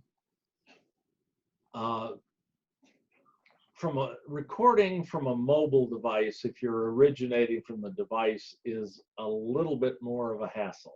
It's more complex. Mm-hmm. There are apps on the iPad that will allow you to record your screen while you're in a Zoom session, and in fact record the Zoom session, but it's much more complex. Mm-hmm. My recommendation would be to, unless you just don't have the option, to use your computer and devices connected to your computer to originate the session. And then use the iPad as a writing, or I put the PowerPoints on there. Yeah, you can share the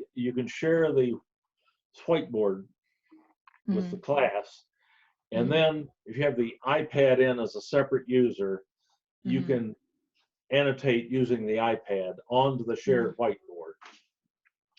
Right. And that should work fine.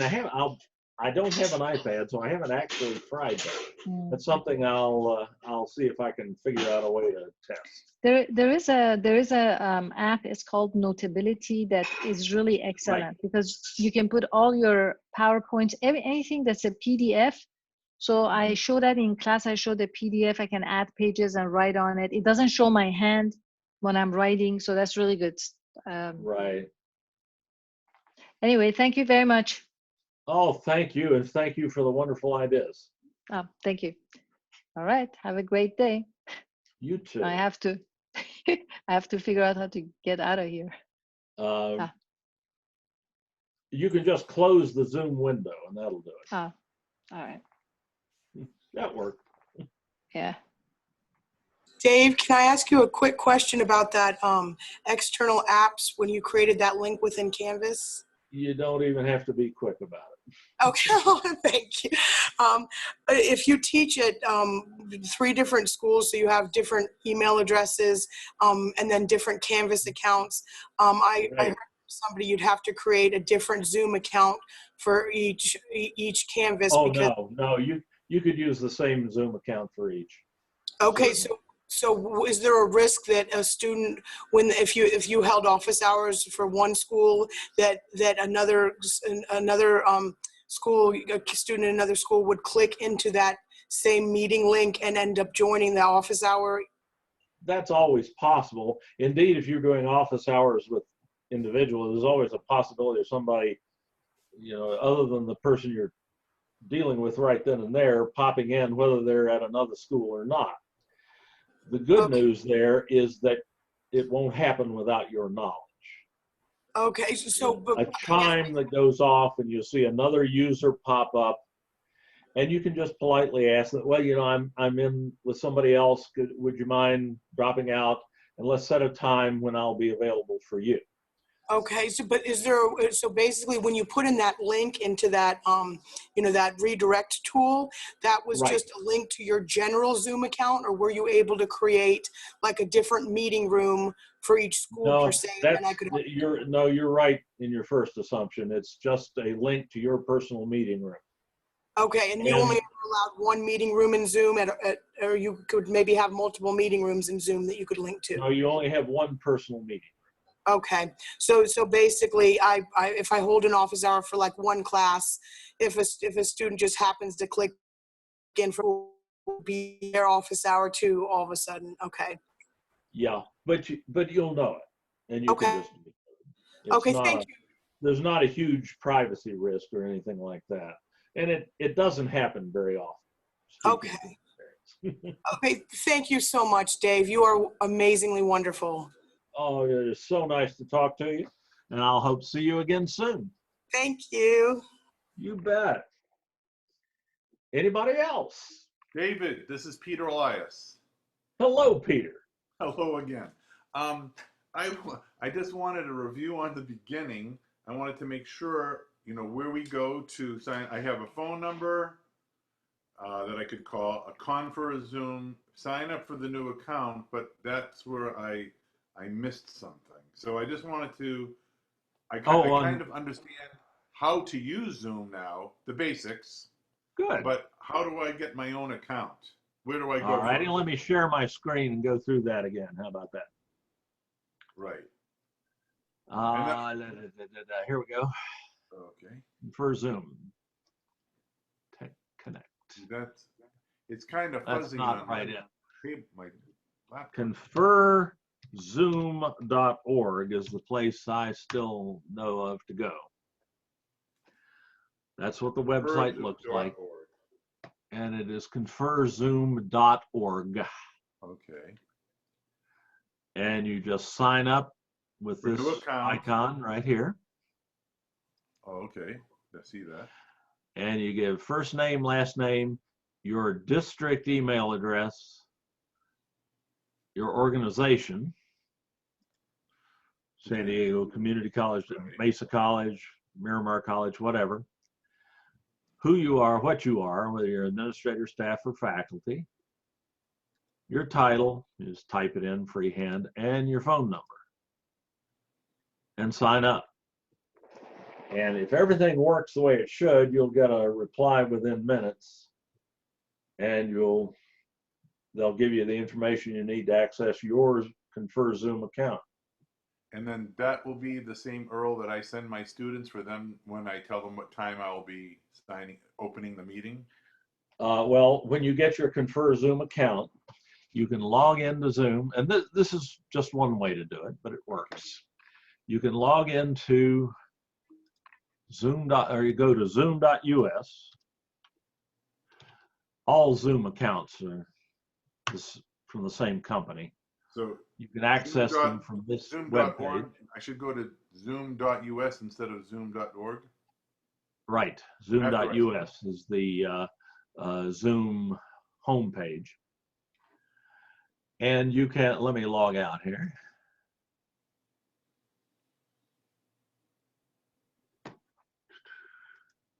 So you'll see what it looks like. You'll get here, there's a sign-in link. You just sign in using the email address that you use to sign up for the Confer Zoom account. Mine's different because of some issues, historical issues that you won't have. It would normally be your district email address and the password that's been set up for you. And they'll send one, or they'll allow me to? They'll either send you the password or send you a prompt to create your own. Quite honestly, I'm not sure because I've never signed up that way. Okay. Mine was created for me as a service.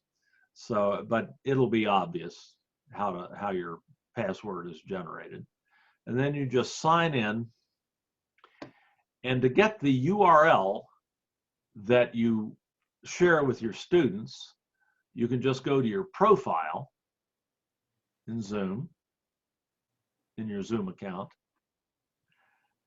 and there's the link right there. Either that one, or if you set up a personal customized link, you can use that as well, but that's not there automatically. This is the one that'll be there automatically with the meeting ID in it. But if you just provide that link to your students, one way or another, I can just email it to them, which is what they're expecting. you can email it to them. You can put it into a link in a Canvas page. You can make a menu entry in Canvas in your Canvas course, like I showed you. Any of those work fine. The students will then be able to go right into your personal meeting room without any possibility of ending up in the wrong place. Okay, and I can do that for both classes. I'm teaching. Like I say, there are numerous ways to approach this, but this is the one straight as an arrow workflow that I've found that never fails. And one more thing, you also said that we can then sign in ourselves and then we can do some practice with ourselves for how we're going to do it. Absolutely. I strongly recommend doing that. Okay. Well, gee, thank you again, Dave. And if you can find a friend who will come in and practice with you, that's even better. But you can start a Zoom meeting and try most of this stuff without having anybody else in there with you. And I strongly recommend you do that before you try to actually use this with students. Well, thank you. Thank you again. So I go to the conferzoom.org. I sign up for my new account.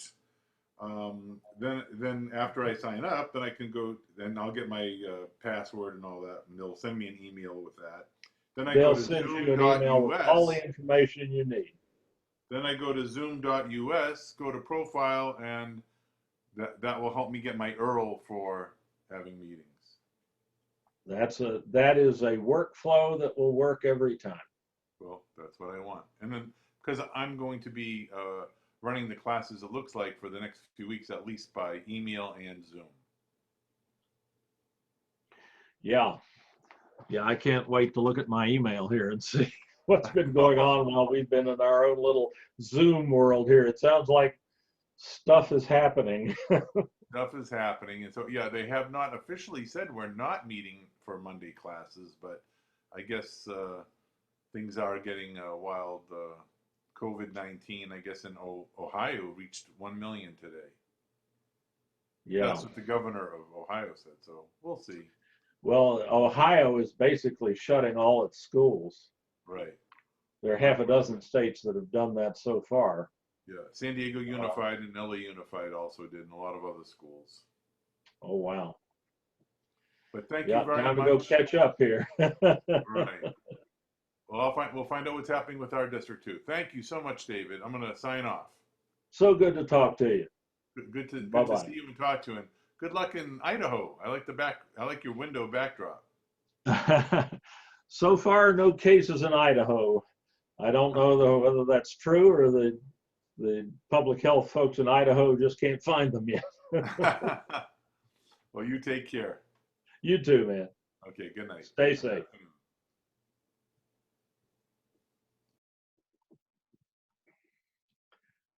All righty. Anybody else have a question?